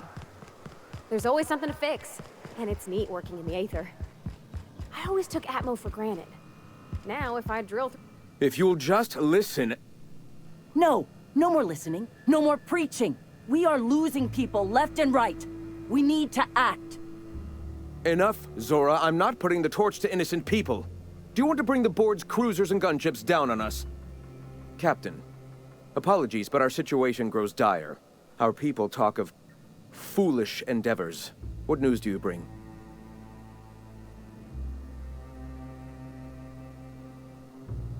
Excellent. Did you find the Van Nuys? Damn. Here's hoping they're still out there. We're one step closer to bringing the truth to every man, woman, and child in Halcyon. For now, you can tell Hiram that I'll stop using Devil's Peak. From the pits of our eternal souls. Thank you, Captain. I have much to do, articles to write, sermons to ponder. We live in such an exciting time. Let's talk later. Sermons? For the love of... I'm going to see to the wounded.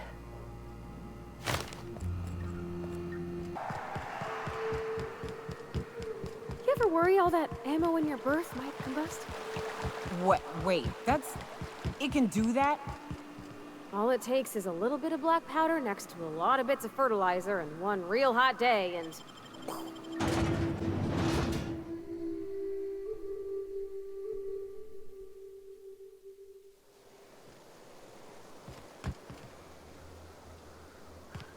Oh, well, this is certainly a town, I think.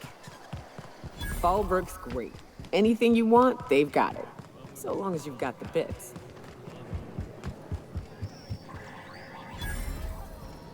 Uh-huh. You blind, little bird? Or can you not see I'm busy? Why is it every sissy pig fucker who strolls into my town expects me to smile and shout awful friendly? Welcome to Fallbrook. Only nugget of paradise in this entire law-forsaken land. Like a void damn advert. Oh, she just comes and says whatever's on her mind, huh? Truthfully spoken, I do aim to properly represent my aforementioned nugget of paradise.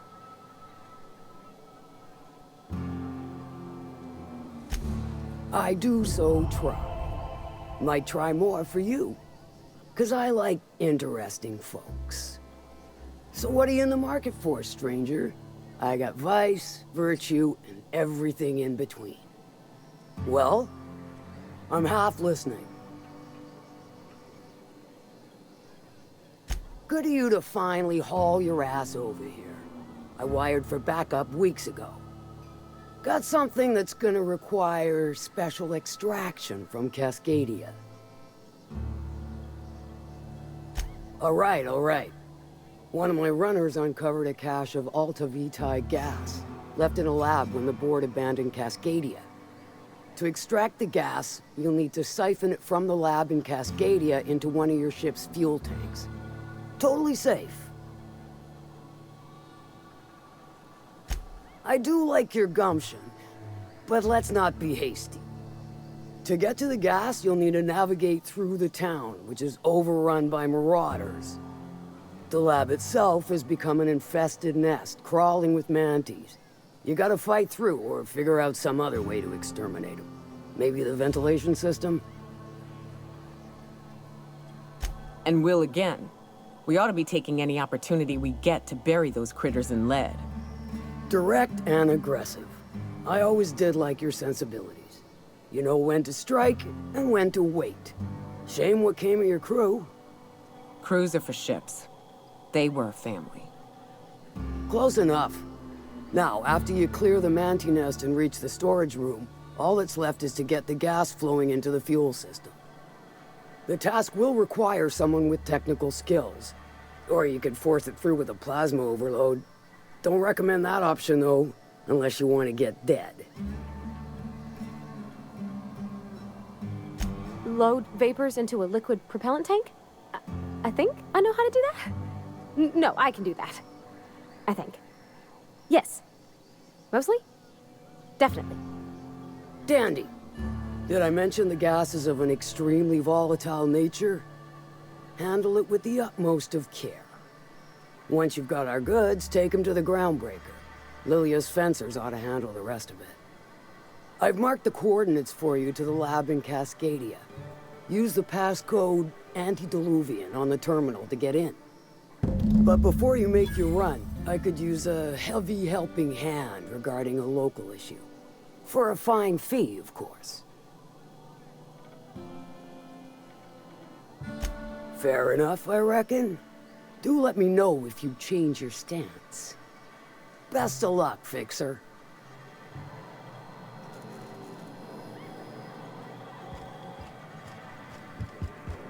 Catherine's great, ain't she? She'll pull you out of the sulfur, so long as you don't mind being in her debt. You know how there's folk who are all crusty outside, but warm and squishy inside? I'm pretty sure she's crust all the way through.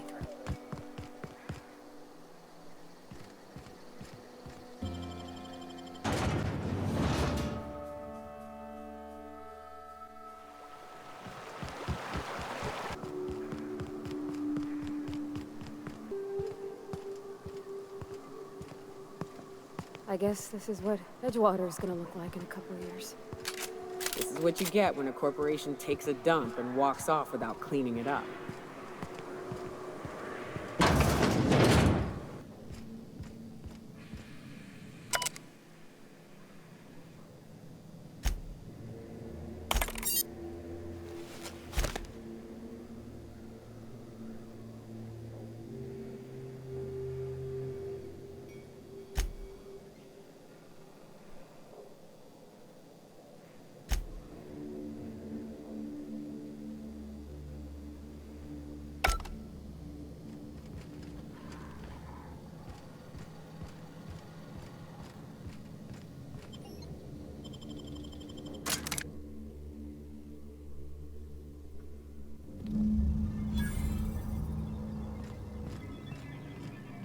I bet nobody set foot in here since Cascadia fell.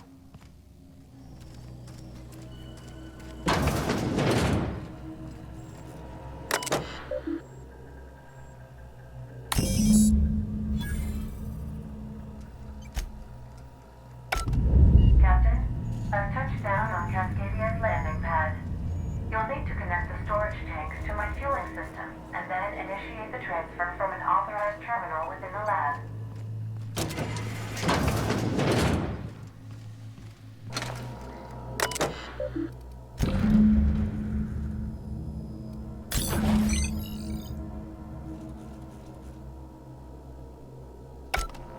All this machinery's making me a mite nervous.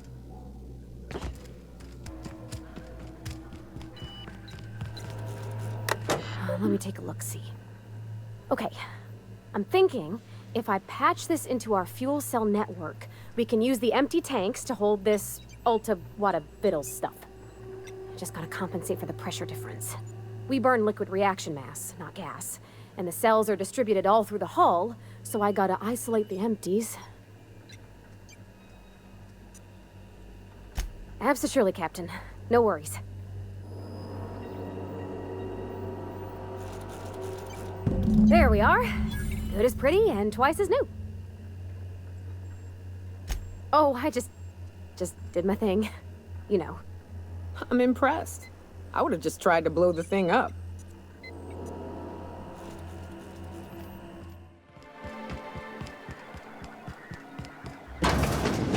Could I get another... Well, new business turns up at last. Celia, didn't I tell you our new statistics-based advertising model would be a hit? That you did, sir. How can yield improvements of 26.7% not quicken the pulse? How can 32% cost savings not moisten the loins? You've often posed these very questions.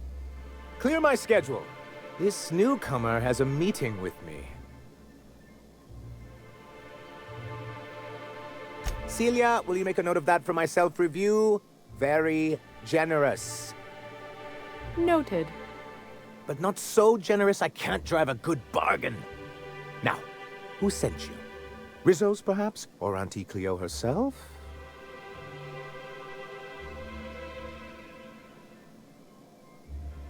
What a charming notion. One doesn't meet many free spirits in Halcyon. Not outside Tartarus prison, anyway. Forgive me, I'd be positively enraptured. Only, I take it this means you aren't here for Saltuna. Now, there's no need to humor me. I'm used to this particular letdown. Seems like you're having a rough time, Mr. Sanjar. Are you doing quite all right? Oh, don't worry on my account. This is merely the latest in a long line of professional erotic and athletic disappointments. Now, I had hoped that livening up our advertisements with enticing figures would draw the other corporations back to our bosom, but it seems we're back to the drawing board.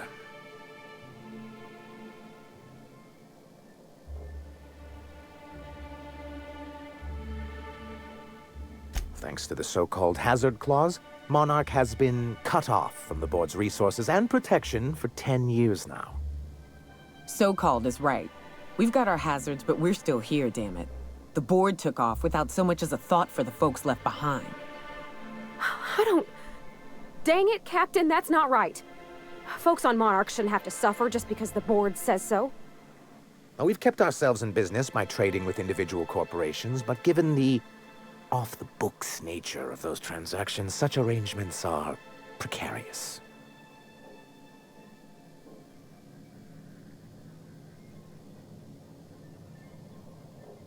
Yes, freedom is a tempting ideal, but a rather costly paramour. Indeed. Mr. Nandi here has a rather ingenious plan to get MSI restored to the board. On our terms, mind you. A lot of good that'll do. They'll just find another reason to turn tail and abandon you. Not if we secure the proper safeguards first. And if our advertising scheme hasn't borne fruit, then perhaps it's time we took matters into our own hands. It's true, our Celia is an alarmingly competent middle manager. At any other company, she'd be wasted in data entry. The plan she refers to is a two-pronged approach, and the first part involves seeing Stellar Bay properly defended.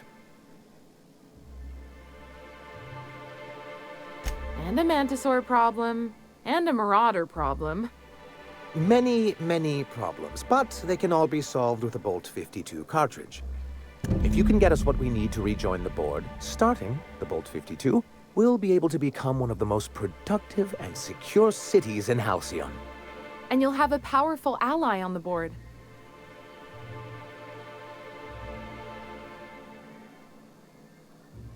In the old arms building southwest of town, which used to be part of Stellar Bay before we had to move our walls in, these days it's overrun with marauders and raptidons.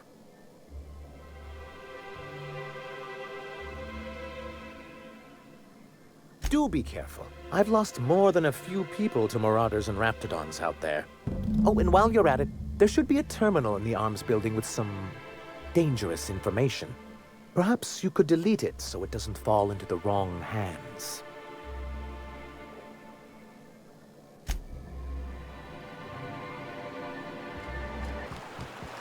I don't know what it is, but my gun's been acting funny.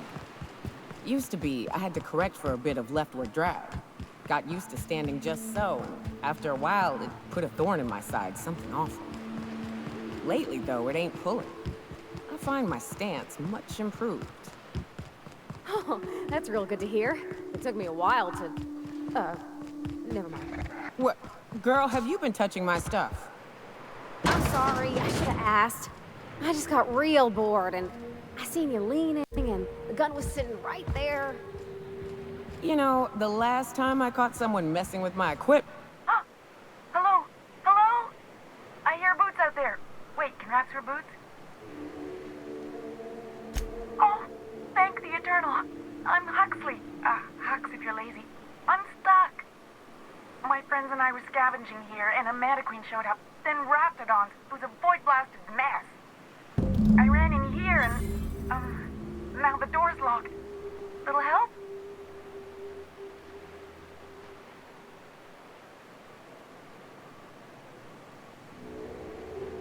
It's easier than it sounds, all right? Next time you get chased by raptidons, you let me know the rationality of your decisions. Phew. Thanks, lady. My buddy had a key, but I ain't heard him in a while. He locked me in here and took off. Probably got munched. So look for a dead guy, I guess. Or a rat. Maybe it's in a rat belly. Gross. Oh, much obliged.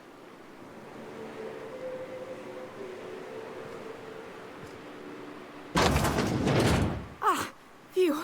Thank you so much. It was getting all stuffy in there, and I was getting a mite lightheaded, and I think maybe I was gonna die. Now I'm out here, and I'm headed back to Amber Heights. Still landing yourself in trouble, eh, Hux? Oh, hi, Nyoka. You mind giving me an escort back home? Oh, you're traveling with someone. Never mind.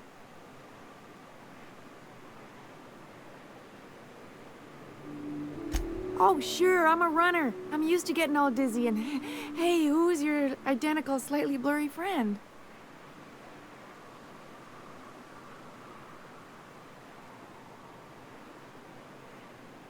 Thanks a lot, lady.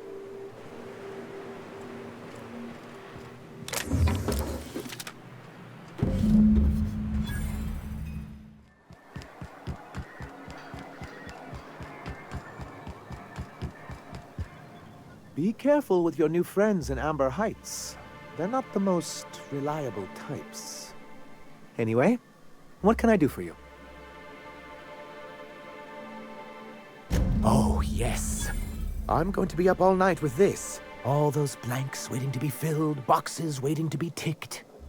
Try to control yourself, sir. Have you any idea how powerful this is? Corporations have been toppled with less.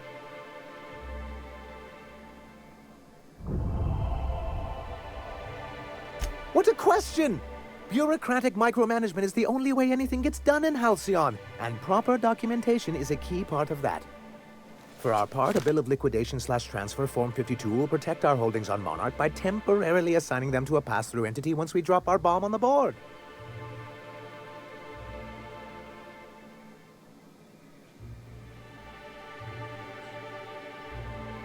Corporate espionage. How was that, Celia? Did I sell it? Your best delivery yet, sir. Celia? Already noted for your review, sir. I have reason to believe that one of the other corporations is operating on Monarch, illegally and in secret. Is it really illegal if the board's the one that makes the rules in the first place? If we can find proof, I can use that as leverage to encourage certain powers that be to accept our Bolt 52 and reinstate us on the board.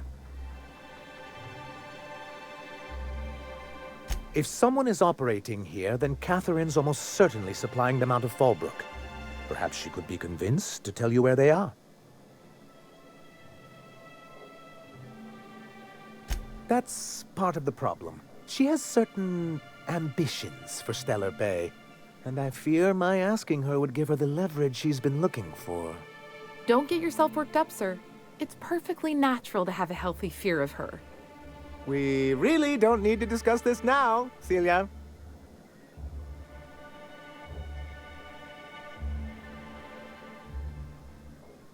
Once you, subtly work out where this corporate facility might be, bring back proof of its operation. Maybe some nice letterhead. Or someone working there. That would do it.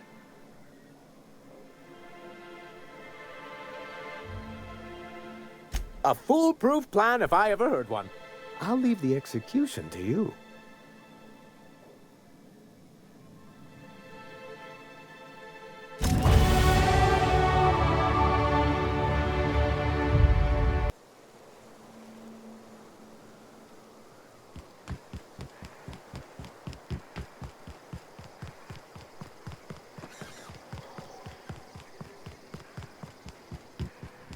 You seen Arthur today?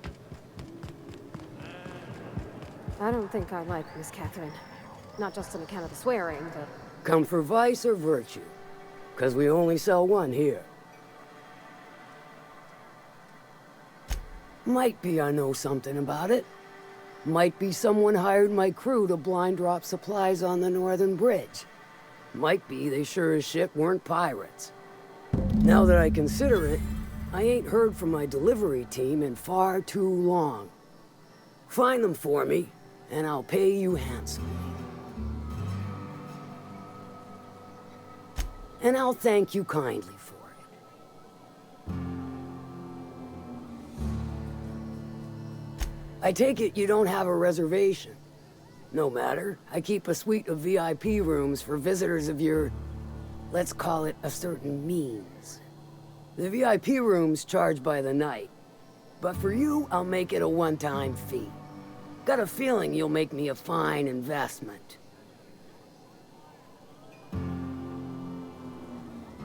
Marvelous. Do take care of the place. Maid service won't clean after a murder.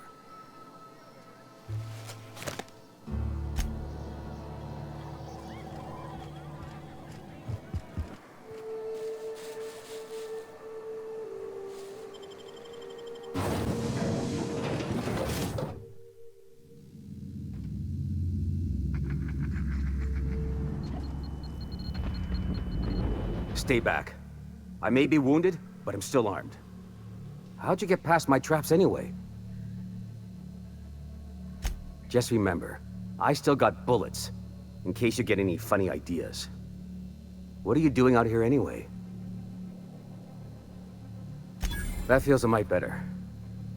Wish I had something to give you, but I gnawed through my last Spratwurst an hour ago. Cave like this makes a handy place to store goods or hide out for a spell. And the traps usually keep gawkers out.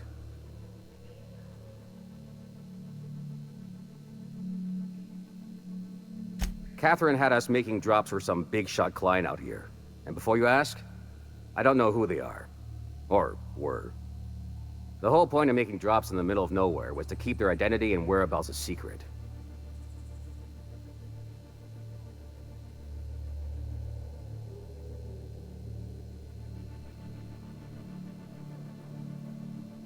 Yeah. I guess the Marauders noticed because they were waiting for us. Blew the bridge and took off with the goods. Last I saw, they were heading back up the hill. You'll see it on the right when you get out of here. If you've got the sand to go after him, I'm sure Catherine can reward you for your trouble. Me? I'm headed back to Fallbrook, just as soon as I've caught my breath.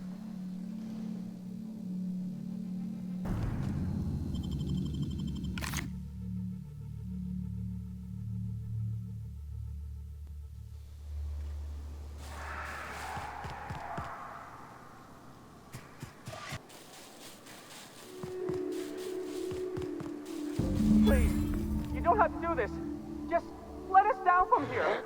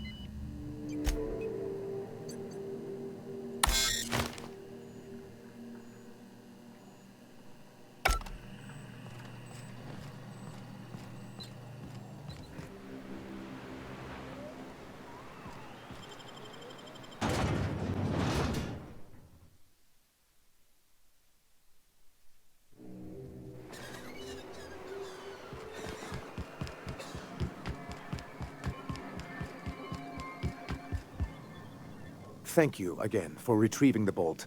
It's every bit as complex as I'd heard, but I'm up to the challenge. Anyway, what can I do for you? Excellent timing on your part. I worked my fingers to nubs, but I've finally completed the Bolt 52 form. I dare say it will be my second greatest achievement after the Reformations. You're getting ahead of yourself again. So I am. Do you have this cartridge? I knew there was something going on. This is exactly the proof we need. The board will have to welcome us back now. I'll transmit this data along with the completed Bolt 52 right away. After that, we'll sit back and quietly wait for the board to respond. That means no more broadcasts from us.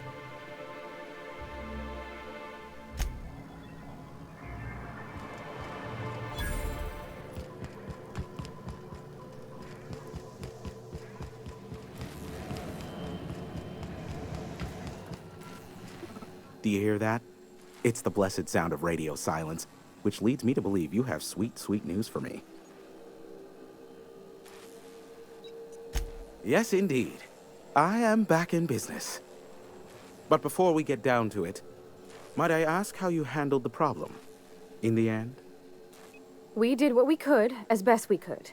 Should probably leave it at that. Is that so?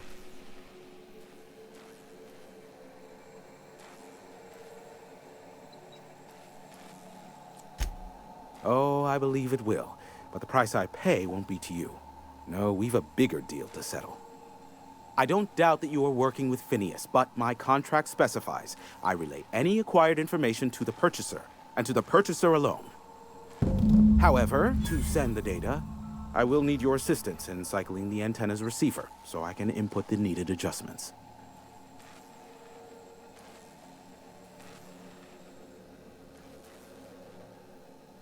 It's simple, truly. I merely need you to waltz outside and throw the lever to cycle the power. I'll key in the numerical adjustments from in here. Terrific. I'll be here, waiting with bated breath. Give a shout if the panel electrocutes you.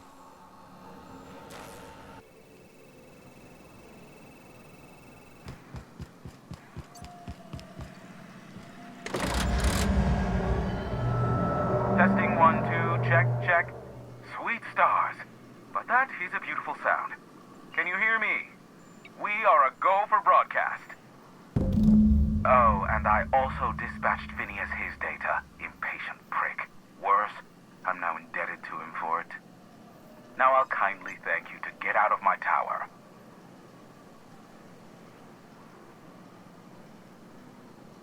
There's no need to assert your dominance. I doubt I could make you do anything you don't wish to.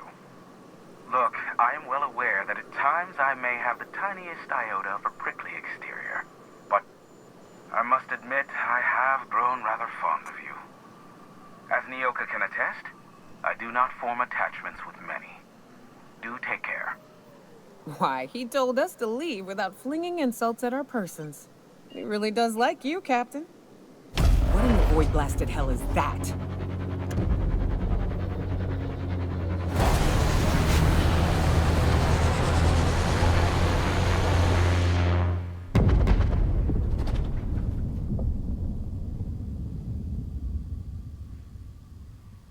Black holes?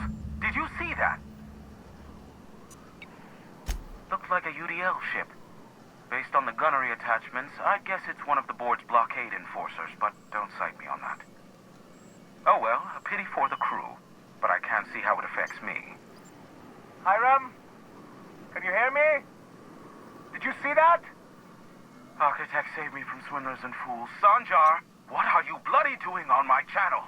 Did MSI or did MSI not cease broadcasting? Yes, but... Hiram. Hiram, are you there?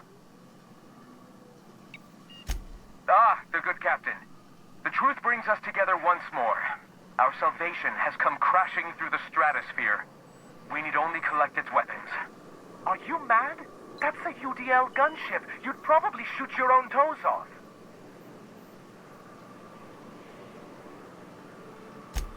Ah, I see you learned nothing while dealing with these buffoons. We could use the gunship's armaments to defend Stellar Bay, but we need its targeting module. Our message is so close to breaking free of this planet and spreading to the stars. Help us secure that module and we will save our colony. Listen, I don't care a single whit what you do so long as you leave me out of it. Which means, get off my void damn channel. I am more than finished with you lot.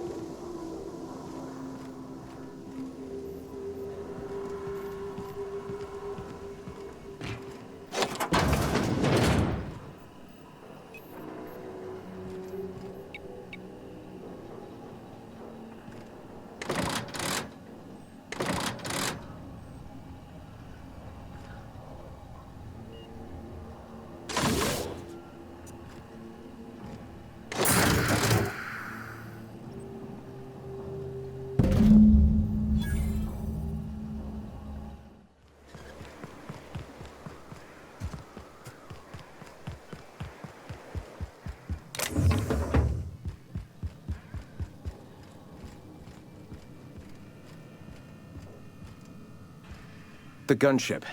Have you secured its targeting module? At last. Now we must secure the Stellar Bay landing pad. We will fortify the city against the Board's assault. Back for a rest? Space adventuring is tiring work.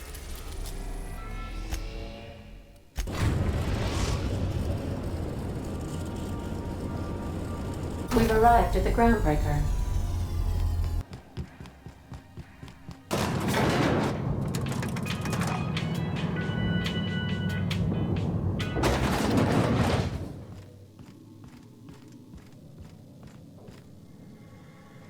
That gas is going to make us a fucking mint. 120-some cubic meters of it, at 1,000,000 bits a pop. Take this. You've earned it. When we get buyers lined up, I'm gonna buy a gold toilet to shit in.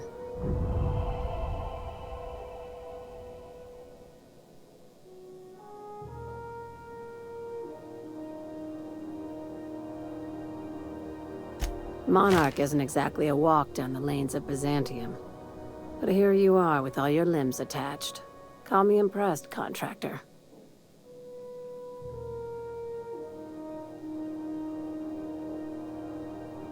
No one you saw, anyway. Glad to see you're looking out for yourself. I hope you kept the Unreliable's engines warm, because I got another job lined up for my new favorite contractor. They're gonna salvage me a space station. Heliospheric Research Station 1084, to be exact. I want it. Cobwebs and all. Interested? Looking to expand, huh? Fallbrook ain't big enough for you? This opportunity won't come around again, Captain.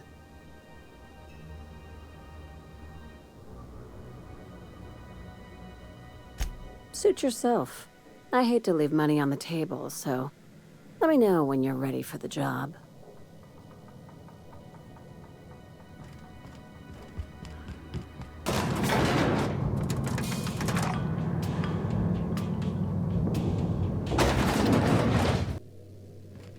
Please, would you kindly inform the crew that long chats with Ada are not...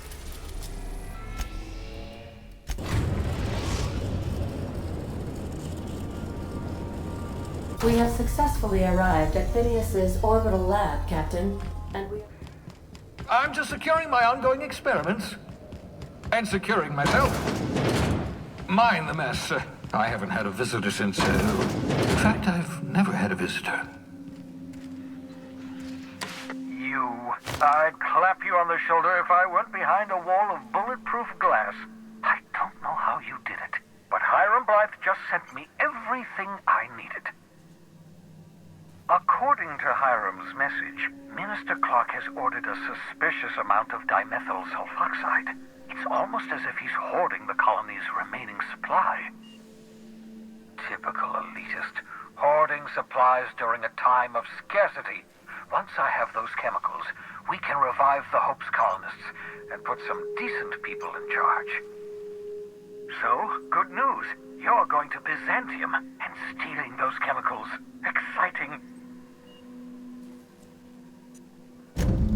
Ah, yes, the details. I'm not about to ask you to rampage through Byzantium trading bullets with the Board's agents. We'll have to resort to subterfuge. Carmen Imagawa. She's my contact in Byzantium. Meet her at the docks. She'll have all the necessary intelligence you require. I'm giving you my old nav key to Byzantium. You'll need it to land in the Golden City.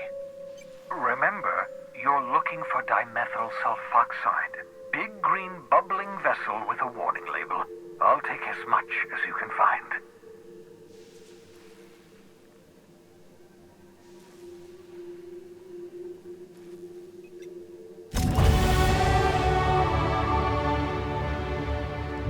Good. You're back. Not that I missed you. I assure you, I am not capable of...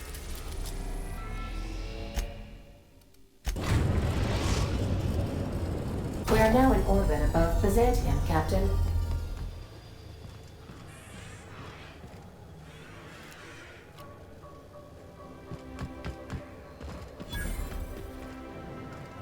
Do you mind? I'm meeting someone.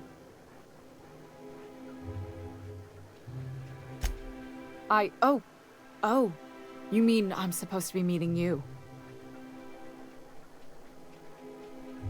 Yeah, you're looking to make contact with Minister... Magpie, right? I should warn you, it won't be easy. He spends most of his time in his estate, which is heavily guarded. Afraid not. He almost never leaves his home, and his guards never leave him. Can't say I blame him. It's scary out of doors. I mean, can you even count how many times we've been shot at? What work specialists, huh? Our mutual friend is really branching out. Whoa, I'm not one of your B&E specialists. I just provide intelligence. Some of the guards hang around Billingsley's House of Inebriation between shifts. House of Inebriation? Count me the hell in. Maybe you could do some reconnaissance there. You know, swipe a key while nobody's looking.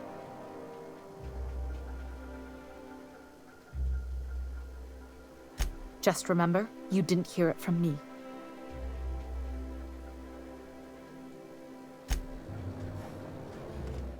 Hey, you. Yeah, you. Want to be famous? Is that supposed to be a model of the system? Not super accurate. Ugh. Decadence ain't gonna save you when beasts chew through the walls.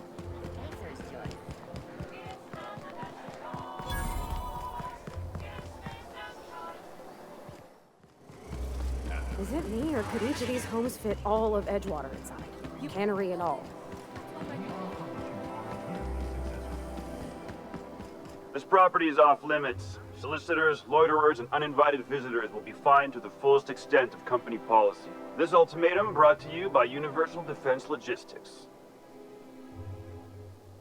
Less funny, the minister isn't expecting visitors, and you don't much look like one of those couriers from HPS. Sure you are. And what is it you're delivering today?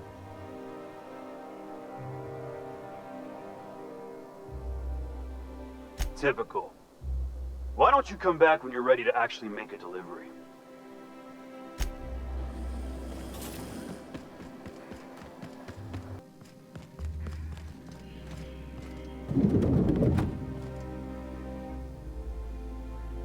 Burning the midnight oil, are we? The Halcyon Parcel Service's work is never done. Welcome to Halcyon Parcel Service. Deliveries guaranteed within standard margins of accuracy. We do, in fact, have a parcel here for a Mr. Clark, Minister. You're not an official member of the Halcyon Parcel Service team. That means you'll have to sign a release form. Oh, I'd have to submit a request for a release form, and then wait for a receipt for my request of a release form. Then you'd have to make an appointment. Couldn't say. We've got a backlog, and I'm planning on retiring in the next 35 years, but I could give my successor a memo on your behalf. You're welcome to lodge a complaint in our suggestion box. Actually, no. We're still waiting on our delivery of a new suggestion box.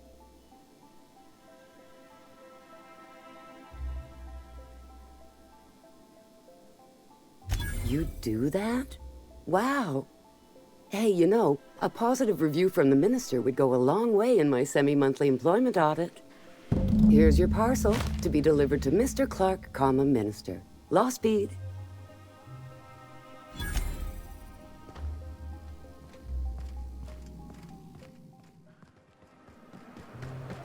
Oh, there.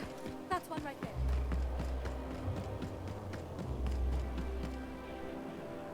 There's nothing to see here. Move along. Yeah? Let's see it. Looks like your papers are in order. All right. Go on through.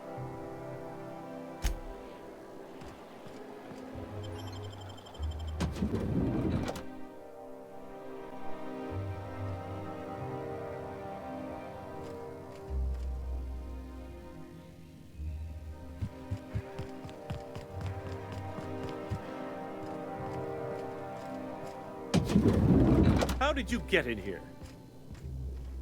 You! You're not one of my guards. What are you doing here? Oh, my law. Captain! Captain! That's the minister! Mr. Clark! Oh, wow! If this is about another Aetherwave clip or radio spot, you may kindly fuck off, as the parlance goes. I'm not doing any more.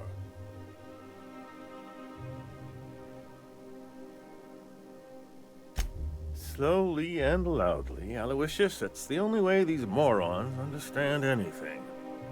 I said, you may tell Charles to go fuck himself.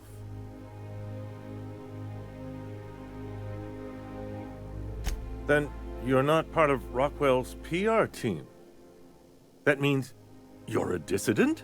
A real live dissident? But what are you doing here? And how did you get in? Drugs, of course. What else? Why did I get my hopes up? Back to idiot speak. I don't have any drugs. You should try a vending machine or a purveyor of curative goods. He's got no idea what we're asking about. Will that be all, then?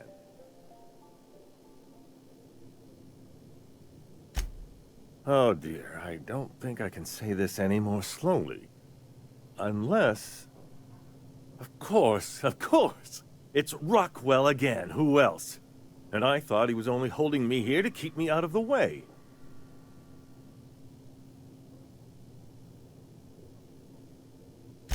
Chairman Rockwell. He's kept me under house arrest for years. I've long suspected him of transacting business in my name. But this proves it. You've been all alone in this house? Would you like me to make you tea? Please, this is important. Whatever it is that brought you here, Rockwell's the one behind it.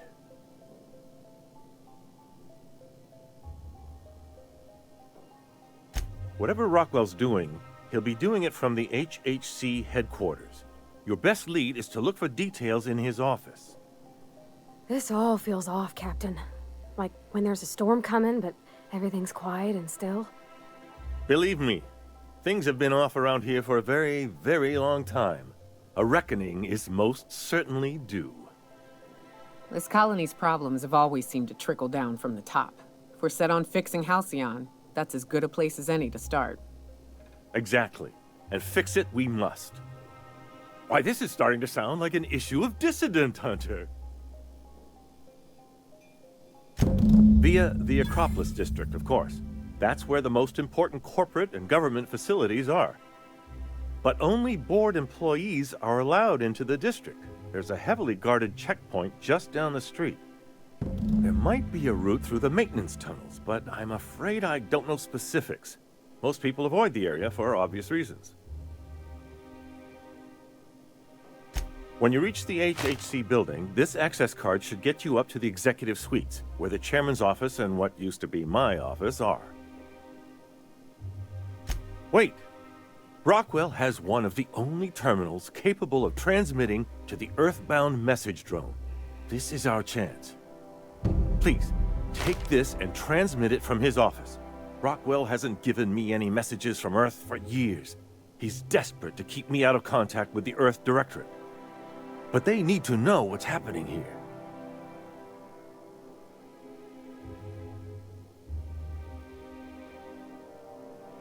Good. Halcyon is in dire need of someone like you.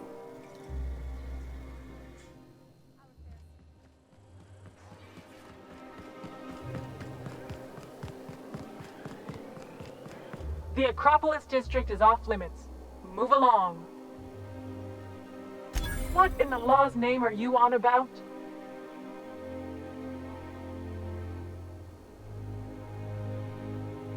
Sure. Let me just take that off your hands. Did I say restricted area? Slip of the tongue. What I meant was, welcome to the Acropolis District.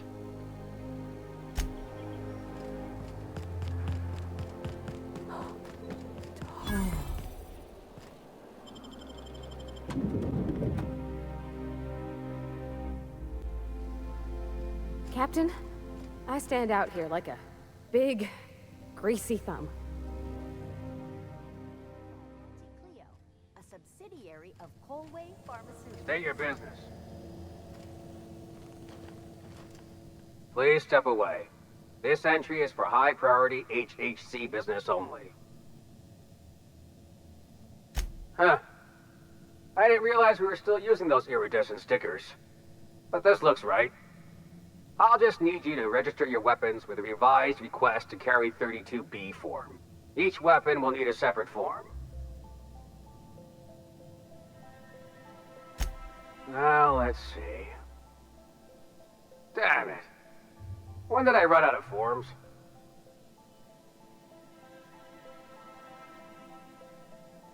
I was going to suggest that myself. Look, you don't have time to wait on new forms, and I can't afford the citations for impeding HAC business. So I'm going to save us both some trouble and waive your forms.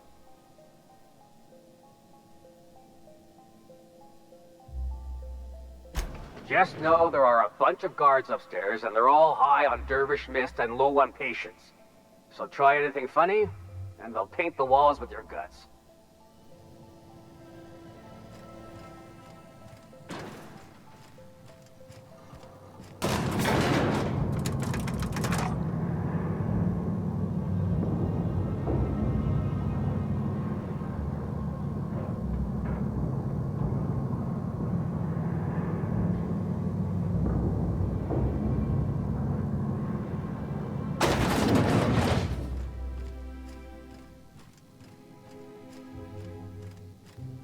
Apologies for the wait. I was arranging my stationery.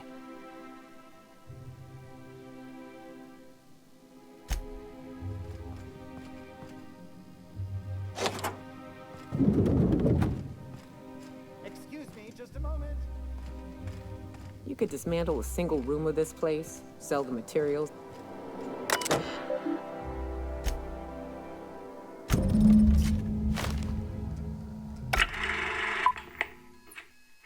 Good afternoon. I'm Chairman Rockwell, and I'm here to address a serious issue facing us. As you all know, our colony has been successful beyond our wildest dreams. Unfortunately, we've recently discovered that our food supply will not be able to sustain Halcyon's population in the long term. Everyone will die. Everyone will slowly stop living from malnutrition. But we're doing it together, and that's what matters. I fucking swear, if someone doesn't give me something to read that will placate the masses soon, all of you will find yourselves violently unemployed. But I can assure you there's nothing to fear. We've got a solution. It's called the Lifetime Employment Program.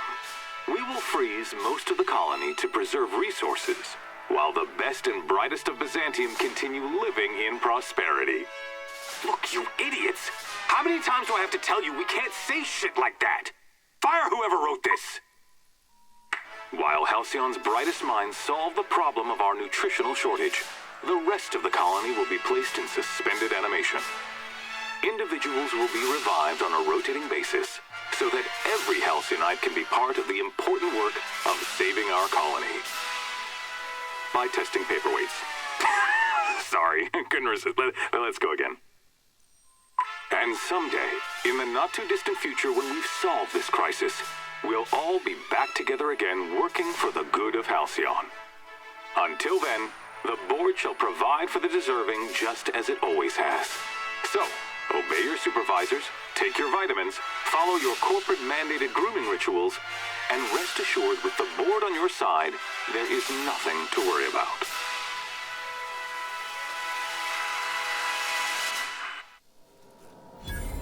That was all a story, wasn't it? It's not real. Guess the whole colony's up a creek. I thought it was just Monarch.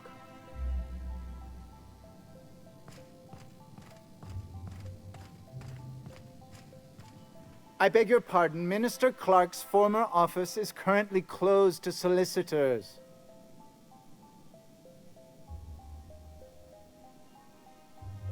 What? Oh dear. Thank you for reminding me. I can't stand the thought of someone else's hands touching my custom letterheads.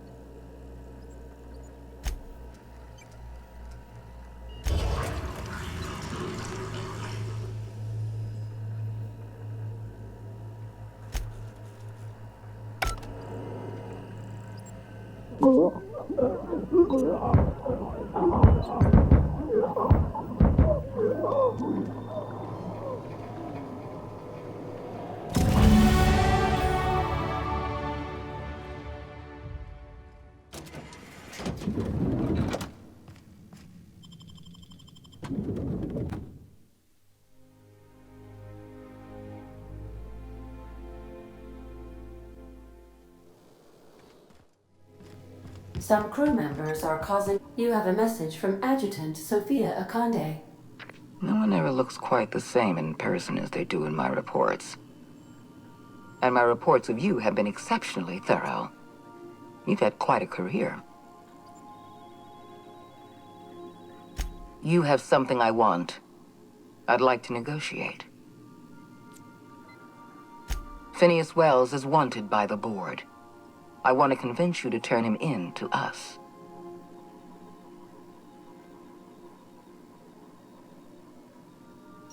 He has a litany of charges against him. Vandalism, illegal experimentation, sedition. I could go on. Wells is a dangerous madman. His plan is going to endanger everyone in Halcyon. He's an obsessive psychopath. And he's using you. You're in contact with Wells. I want you to send us a tracing signal from his communication terminal.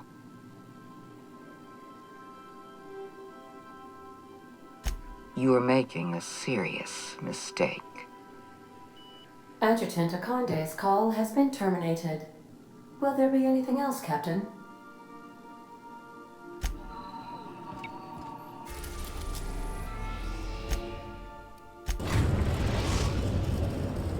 Now arriving at Phineas's top-secret orbital lab.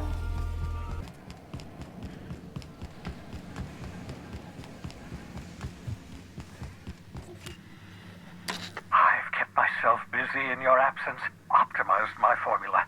I'm now confident I can revive the remaining colonists.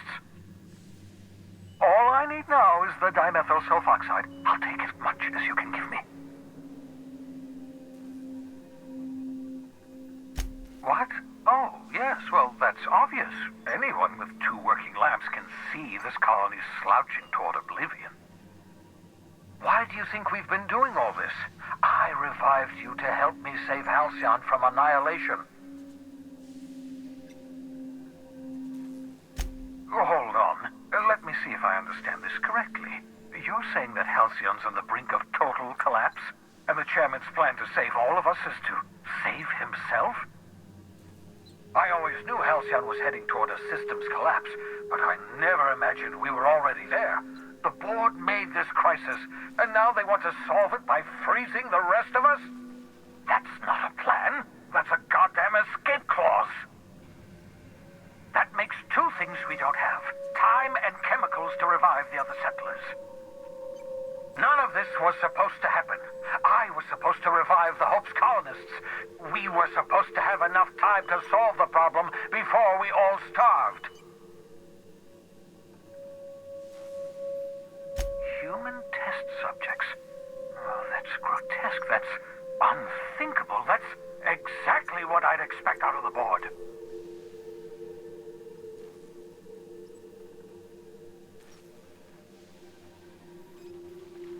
Thank you. You've brought me enough chemicals to get started, at least. I'm just sorry they came at the cost of human lives. Those poor people, they must have died in agony. What exactly was the board trying to accomplish?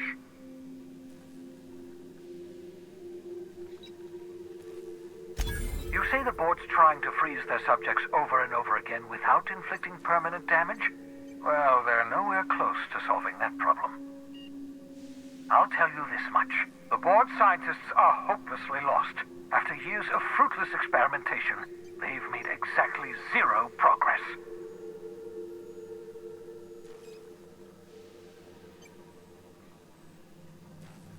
We're out of time.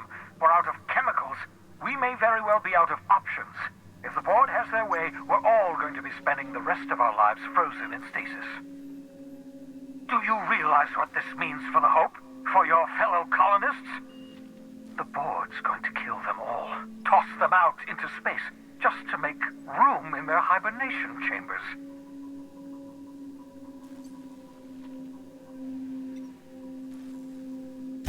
Short of lining up every member of the board and shooting them in the back of the head. Do you know what's waiting for us on the Hope? Scientists, engineers, artists, the brightest minds Earth ever sent us, uncorrupted by the board. The board's going to dispose of them all and transform the Hope into a prison for the rest of us. They're likely on their way to the Hope as we speak. We need to get to those colonists before the board. I have enough chemicals to start reviving a few of them, but no easy way to get them off the Hope. Merciful gibbering law, you're a genius! We bring the Hope to us. Skip the entire ship across the distance of colony space, right next to my lab.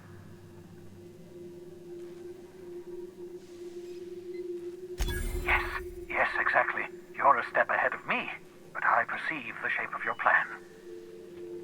If we link up the Hope to the Unreliable, then use your navigational computer to calculate a reasonably safe vector, we can skip the entire colony ship into the rings of Terra 2.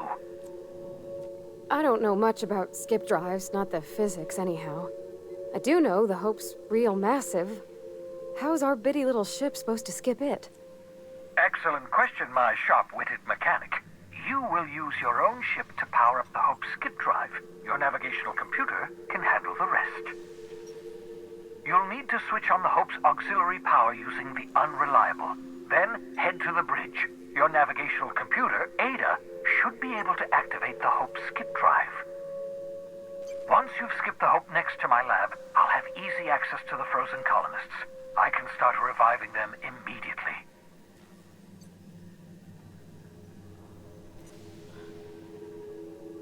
I know you're wondering why I'm doing all this. Why I believe the people on the Hope are the answer to the colony's problems.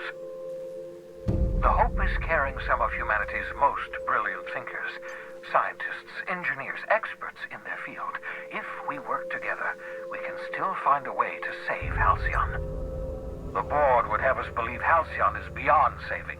I choose to believe otherwise. If there's even the slightest chance we can save Halcyon from oblivion, then we have to take it.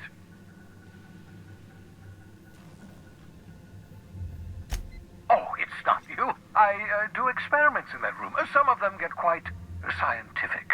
The unexpected is to be treasured, but from a safe distance. Regardless, it's quite comfortable in here, you know. I have my beans, have my caffeinoids, plenty of toilet paper.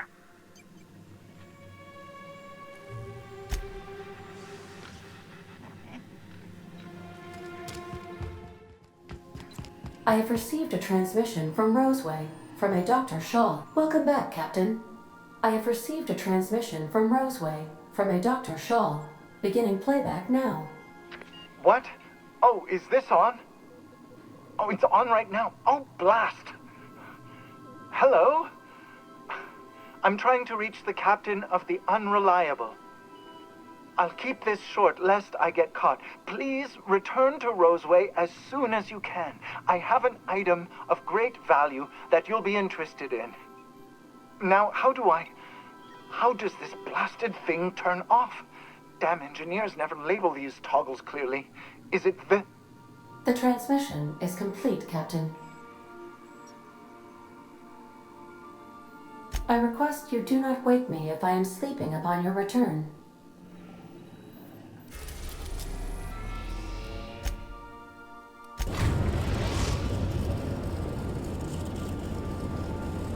We have arrived at the Hope. I need you to reroute power from our ship to the Hope's auxiliary generator. You'll have to connect me to the Hope's comm system so I can convince her central computer to enable the skip drive. If your calculations are even slightly off, you could crash the entire colony ship into Terra 2, or the Sun.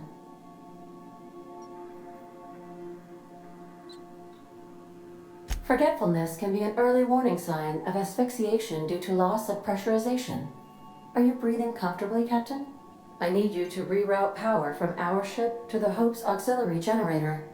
You'll have to connect me to the Hope's comm system so I can convince her central computer to enable the skip drive.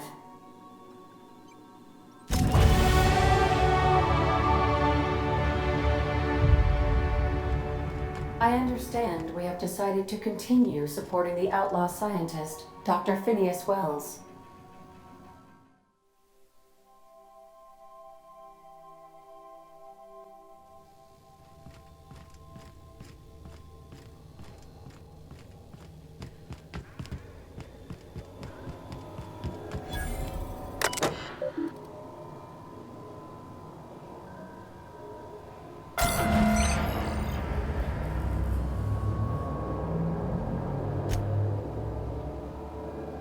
That ought to do her, Captain.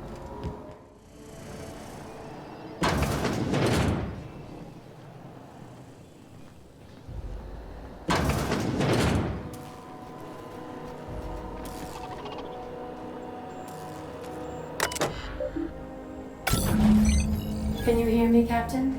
I have successfully integrated myself into the Hope's comm systems, and am attempting to establish contact with the Hope's more primitive processor now. Would you like me to play a mood-suitable music selection while you travel to the bridge? Oh, sorry. File not found. You all right, Captain? I mean, seeing this place again?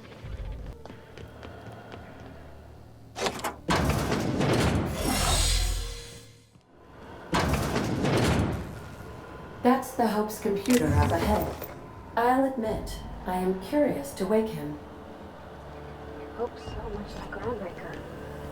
I knew they were sisters, but... Greetings, Captain. I am speaking to you through the Hope's computer system. It's a rather cramped feeling, but it'll do. Are you sure? That is extremely dangerous. Skipping the Hope will void the warranty on the skip drive. And also potentially kill an entire planet. How is my humor now, Captain? Improved?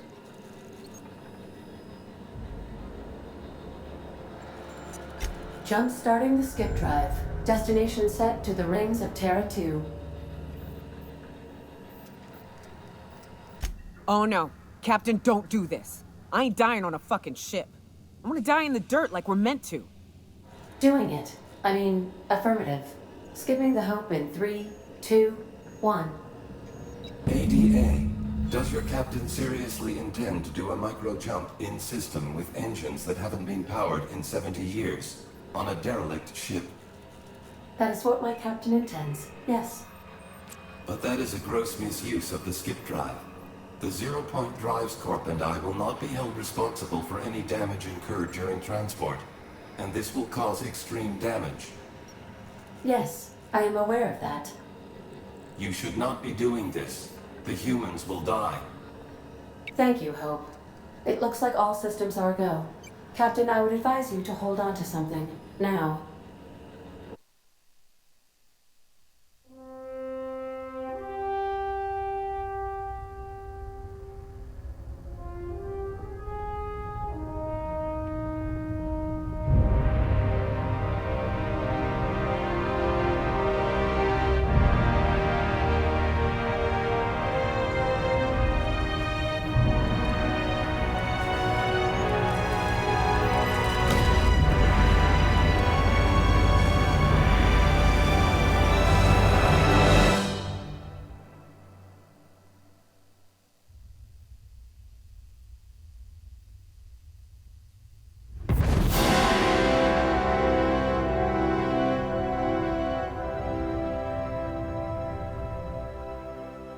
Oh, good.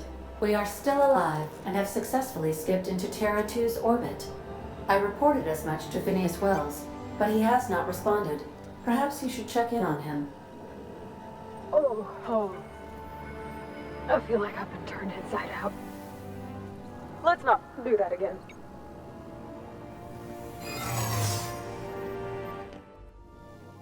Captain, I am receiving a transmission. Captain, I shall now play the transmission I received from Dr. Wells. The board is here. They've found me somehow. They're about to blast my door open. I can't can't stop them from getting me, and there isn't enough time to explain everything. But there's something very important you need to remember. The board, all their lackeys, they're all a bunch of swine. Do you hear me? They're fucking corporate swine. You fucking pigs! I'll take you all out with me! I'll never... It would seem the recording captured some rather dire events. I presume you'll want to dock at the orbital lab to check on your associate as soon as possible? How can I be of assistance? May luck be with you. Of course, as I am sure you are aware, luck does not exist. But it seems to comfort humans to believe they possess good quantities of it.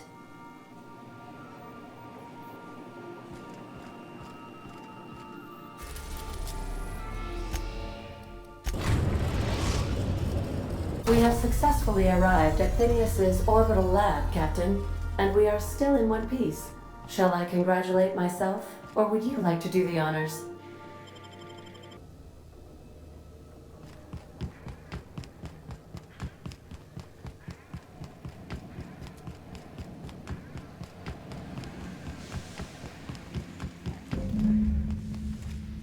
Returning fire!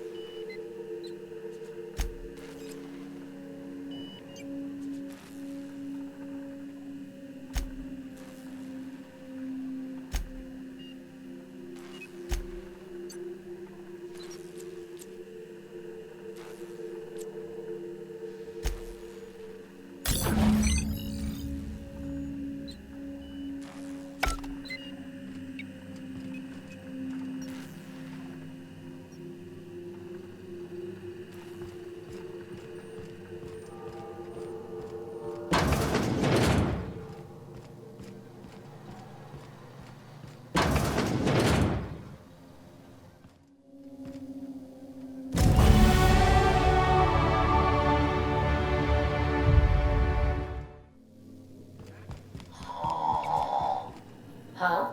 Captain, as it appears we may soon be embarking for a maximum security prison planet, I believe the crew would like to speak with you to, as you humans put it, air some concerns.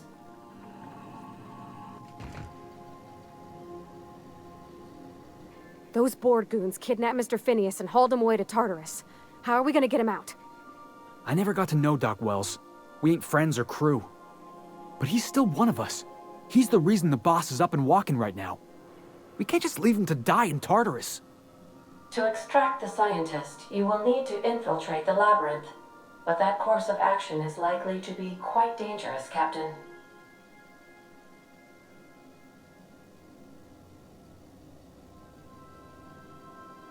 I am programmed to warn you whenever you exhibit inclinations toward risky behavior. Breaking into Tartarus will not be easy. Let's just do it. Kick down some doors, grab Doc Wells, and cut a path out. We don't need a plan. We got guns. If you really mean to do this, you should see to your final affairs and close out any unfinished business. Once you sneak into Tartarus, you may be there a while.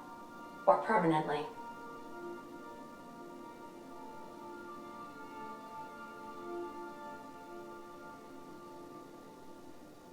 We gonna prepare? Sure. Guess I could give my ass-kicking boots another coat of polish. You got some sort of plan in mind?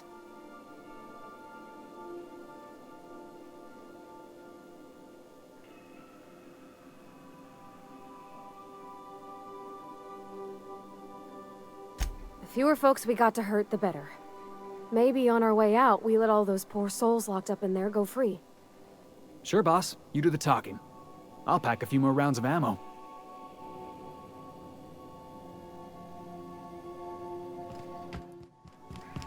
Captain, I hope Dr. Wells has not dragged you into one of his irrational schemes again. My diagnosis of his mental stability is not flattering.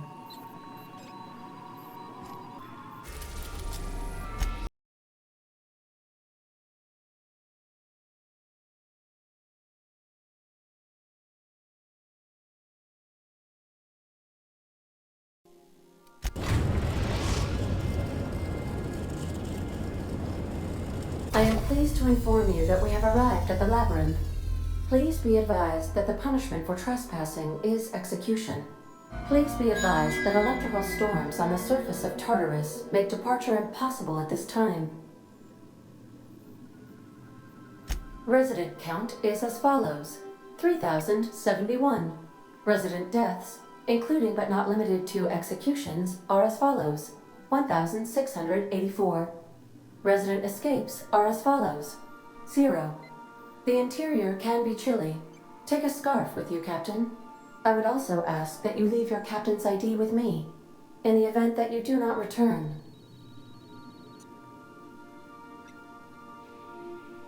I can make the assurance that I will not leave with another captain unless you do not return within 876,541,652 hours. Oh, speak of the devil. Captain, I am receiving a transmission from the prison's docking authority now. Attention, unauthorized spacecraft. This is a maximum security installation. Your presence here is an explicit violation of UDL corporate policy. You are hereby confined to your docking platform until a ticket detailing your crimes has been filed and notarized, at which point your vessel will be seized and you will be executed.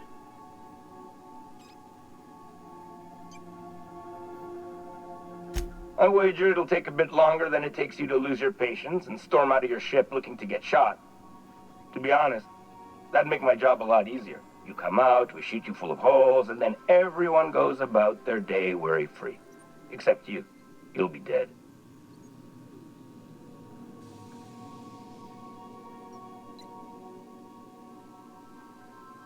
All right. I'm feeling generous. I'm transmitting the idea of a productive, law-abiding employee so you can see what one looks like before you die. Anyway, Tartarus Docking Authority signing up. Hang on. Another ship just pulled into your dock. Wait, is that from the Groundbreaker? What the? Pay no mind to that. Just have a pleasant day. Transmission terminated. Biometric ID received. Transferring data to external cartridge. How can I be of assistance?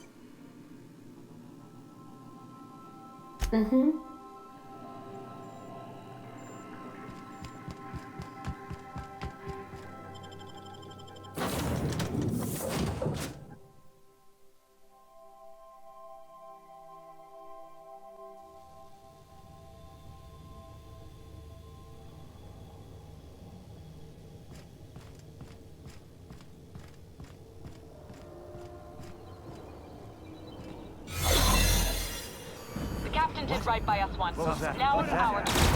The board will never own Groundbreaker. Not while I breathe. Push on, Marnet!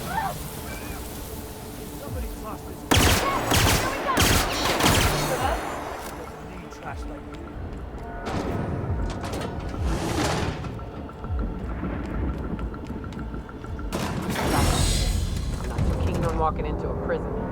If they lock me up, I'm liable to kill everyone trying to get back out. This might be the loneliest place in the whole system. Let's look around. There's gotta be a few ways through here.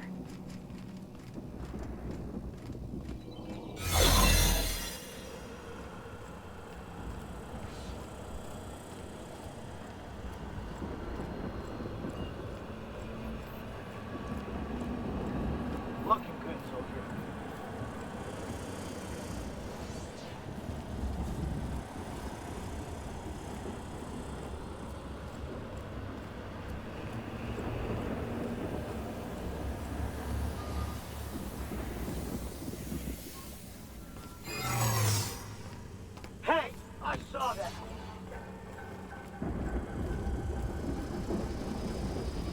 Processing data. Are you new here? I didn't think we were hiring more staff.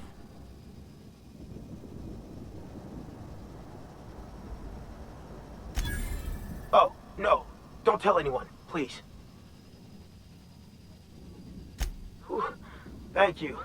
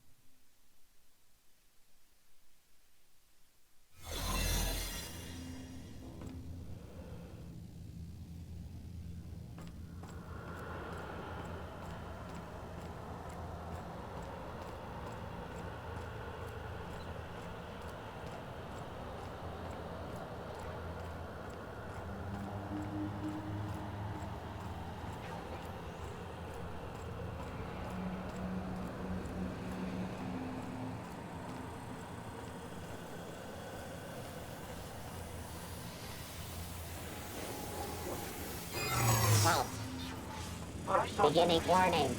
Error. Employee information not found. Identify yourself.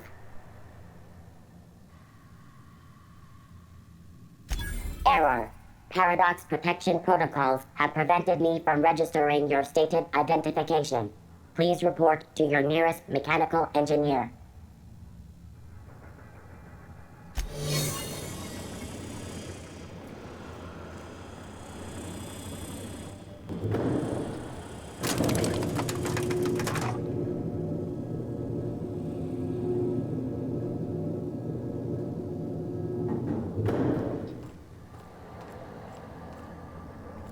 Get in there, troops! For Monarch! For Halcyon!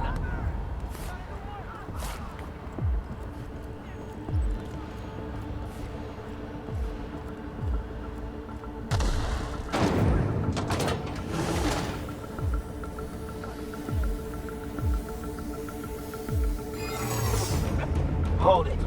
Something about you doesn't look right. No, I meant your uniform. There's something about it.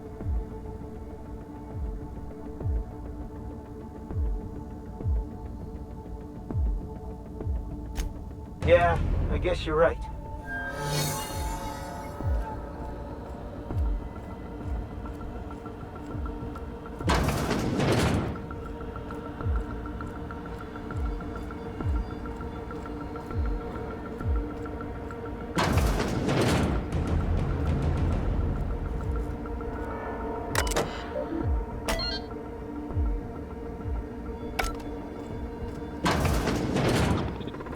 Well, look who it is.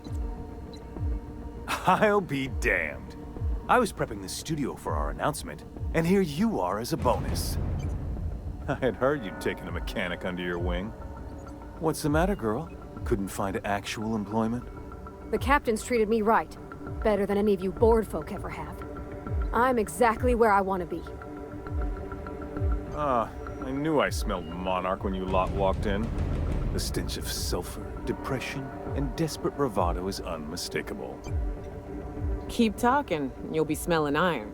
Ain't nobody so important I won't put a bullet in him. When you go off and get yourself shot, try to avoid taking one to the face. I'll want it recognizable to show to my citizens.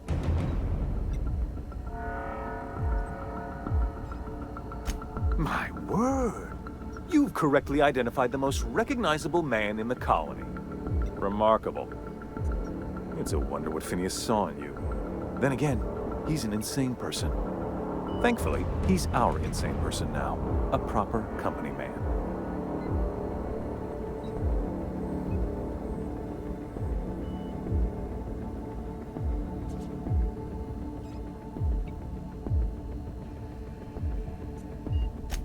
Yes, he is an extraordinarily obstinate fellow, isn't he?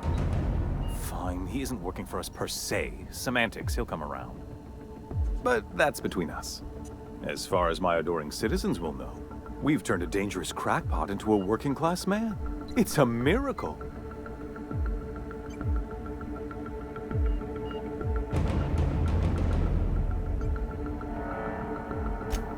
Oh yes, go on, wake them up, add more mouths to feed.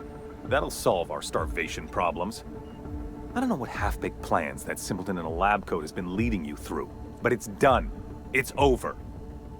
Let me ask you something, Captain. Have you at any point thought about not fucking up our entire society? We're helping, which is more than you can say. I'm making actual progress towards stabilization and recovery. You're just getting in the way.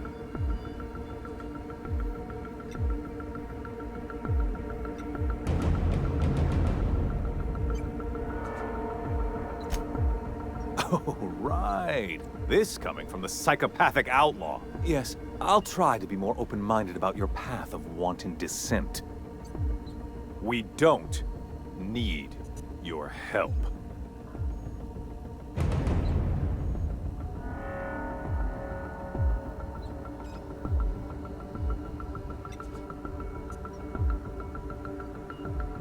I'll admit, there's no shortage of talent in the scientists and engineers there. Look, I'm not an unreasonable man. If you manage to storm the castle, as it were, and make it out of here with Phineas alive, I can't exactly afford more havoc than you've already caused. Fine. If you survive, you'll need someone to sell the rest of the board on your plan.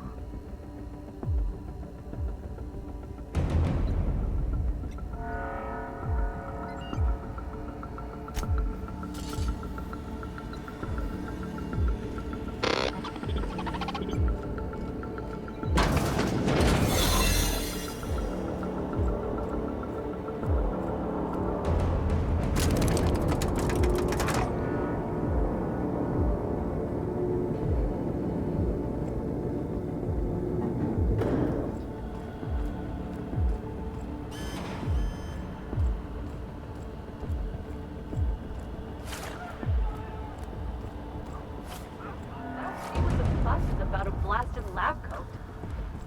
Fugitive's a fugitive. Let it go. The chairman himself is here. He ain't just a fugitive. Here it's fine. Are you new here? I didn't think we were hiring more staff.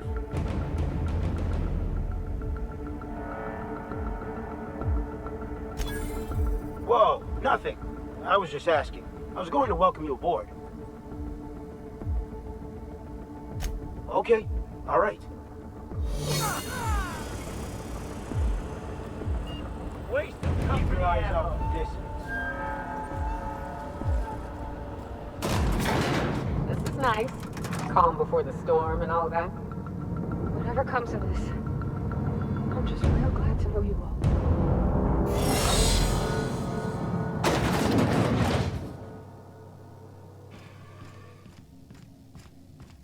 Captain, you have an uncanny talent for complicating my life.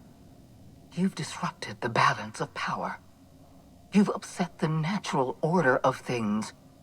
You've introduced uncertainty, and there is nothing I despise more than uncertainty.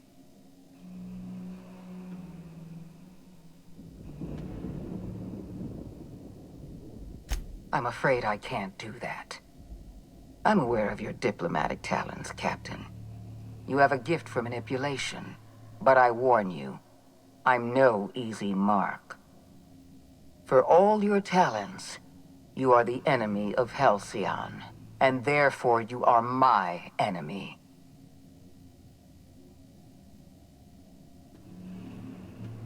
You make a nuanced and compelling argument. Here's my rebuttal. No. Dr. Wells is being held in my custody. His cooperation will prove invaluable, even if I have to beat it out of him. All that's left to do is put down this riot, arrest you, and then get on with the bloody business of saving this colony.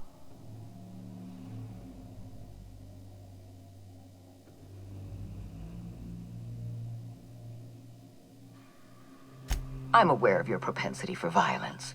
Halcyon is a bloodier place because of you. I take no pleasure in this, you know. I simply have no other option. Leaving you alive is too great a risk. Goodbye, Captain.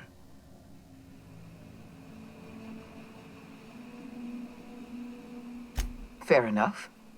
I'm giving you exactly one chance to parley with me.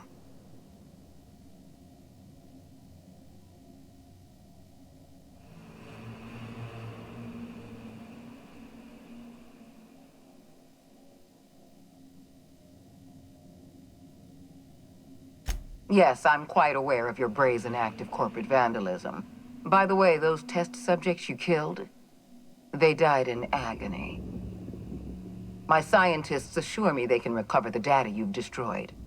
You've succeeded in temporarily delaying our research. Nothing more.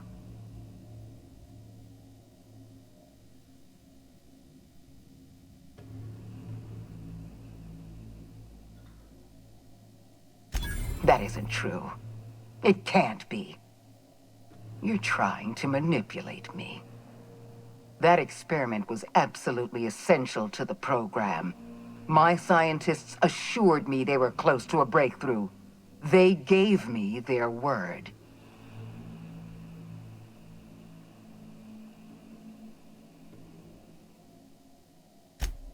Damn you. You are telling the truth. My scientists have been lying to me, and I was stupid enough to trust them at their word. We're going to have to start all over again. All that research, all those experiments, you've set us back decades. You were always an unknown variable. I tried to recruit you, but you threw your lot in with that madman, Phineas Wells.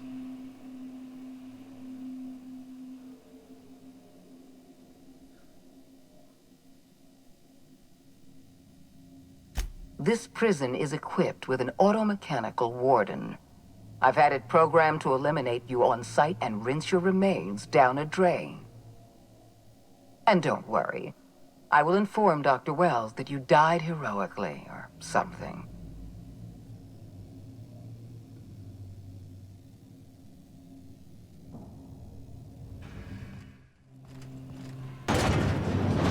Oh.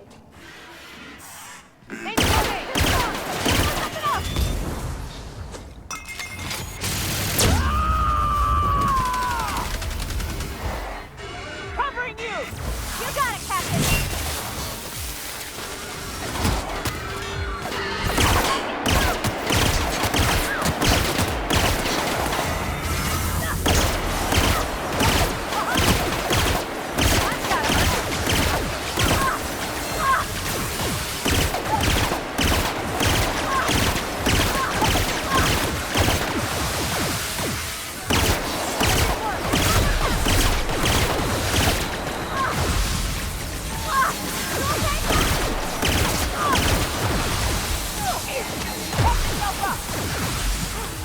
That's the last of them!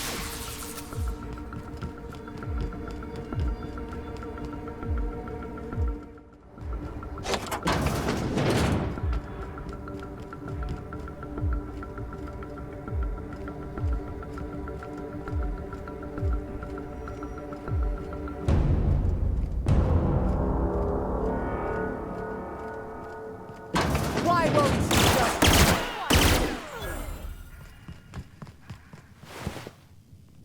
Get me out of here!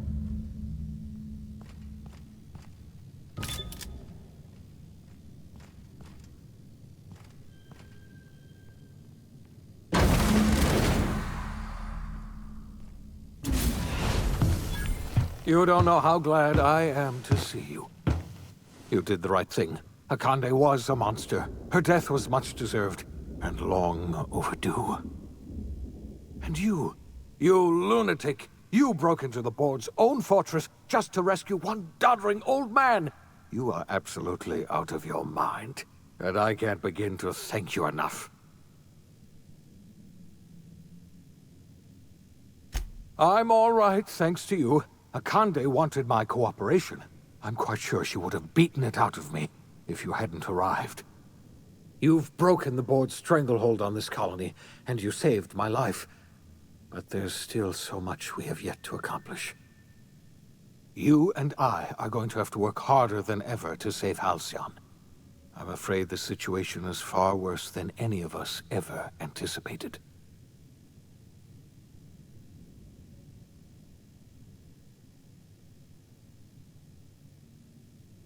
I would like nothing more than to celebrate this victory, but we have a serious problem on our hands. Earth has gone dark. We haven't received a single message in 3 years. There's been no communication, no signals, nothing. 2 years ago, the Earth's Directorate's frigate disappeared on their way back to Earth. We don't know what they discovered when they arrived, or if they arrived at all. So we've got to make do on our own. Seems to me that'll make us stronger in the end anyhow. You're quite right. We've got no choice but to make do on our own. You mean we're all alone out here? Really alone? I'm afraid so, Miss Holcomb. Halcyon is the only home we have left. Returning to Earth is no longer an option. We're in serious trouble, my friend. Do you know what this means for Halcyon? We can't rely on Earth for support anymore. We've been cut loose. We're entirely on our own.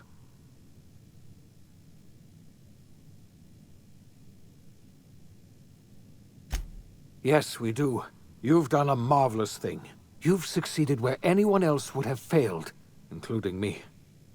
We must begin the revival process immediately, starting with the Hope's brightest minds, and then we're going to fix this damn colony, one problem at a time.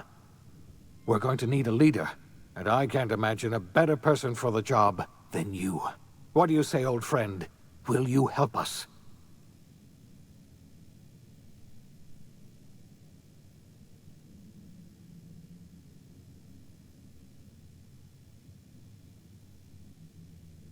I can't tell you how glad I am to hear that.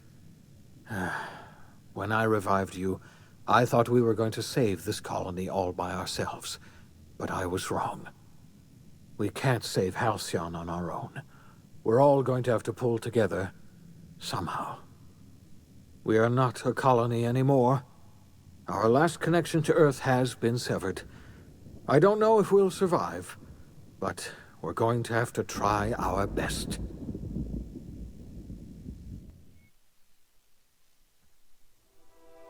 The OSI teaches that everything in the universe happens according to the grand plan. But the stranger that arrived in Halcyon was an unplanned variable. From the moment she landed in Emerald Vale, her actions altered the course of history.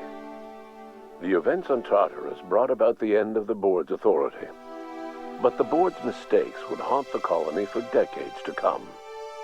The damage they left behind would require the work of a generation to repair. Dr. Phineas Wells began reviving a handful of the Hope's colonists. Engineers, scientists, technicians, and intellectuals. They were among the brightest minds the Earth had ever sent out into the stars. The Hope scientists and engineers woke up in a colony descending headlong into total collapse. With no way to return to Earth, they had no choice but to band together and devote themselves to the cause of saving Halcyon. The people of Halcyon were nothing if not hardy. In the absence of the board's authority, many of the colony's settlements banded together with a single purpose in mind: survival. Life was especially hard in the years to come. Some towns dissolved by attrition and starvation, but most of them found a way to carry on. In the years to come, Halcyon was forced to reckon with its newfound freedom. The board was gone, and for better or worse, the colony was responsible for its own destiny. As the colony struggled to survive, the inspirational story of the Iconoclasts spread like wildfire, and Graham was able to bring many of the smaller Terra 2 townships into the fold. However, his zealous obsession with spreading the word blinded him to the needs of a growing organization, and the movement was unsustainable at scale. The Iconoclast way seemed to work best, and ultimately petered out on Monarch. Sublight Salvage adapted to the changes in Halcyon, shifting their business model to suit the times. Their claims of legitimacy were scrutinized, but ultimately unquestioned. Lilia Hagen would continue to protect her family as ruthlessly as ever. The collapse of Edgewater left its workers bereft of any purpose in life. Most of them made their way to Adelaide McDevitt's camp, hoping to ingratiate themselves into her favor.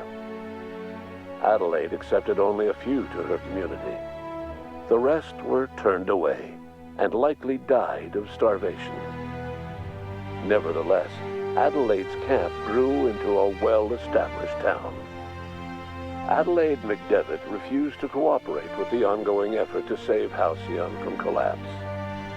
A sympathetic deserter stole a copy of her research and delivered it to the Hope's scientists. It is unclear how useful Adelaide's research was. An optimistic estimate suggests her work may have bought Halcyon another few years of survival. Adelaide would never know. She died that winter. Under the leadership of Junlei Tennyson, the Groundbreaker held firm against corporate influence. The ship's mechanical stability gave Junlei the time to educate a promising generation of engineers schooled in her family's traditions. The future of the Groundbreaker looks promising. The rediscovery of the Hope and the abandonment of the lifetime employment program forced Byzantium to come to terms with some uncomfortable realities about the state of Halcyon. While Byzantines were reluctant to surrender the luxuries they'd grown accustomed to, the board's diminished authority gave them little choice in the matter. Nearly everyone had to learn to make do with less. Some even had to get jobs. It was a dark time indeed. Life in Halcyon was sobering for Felix Maelstrom. The grand revolution he dreamed of never came.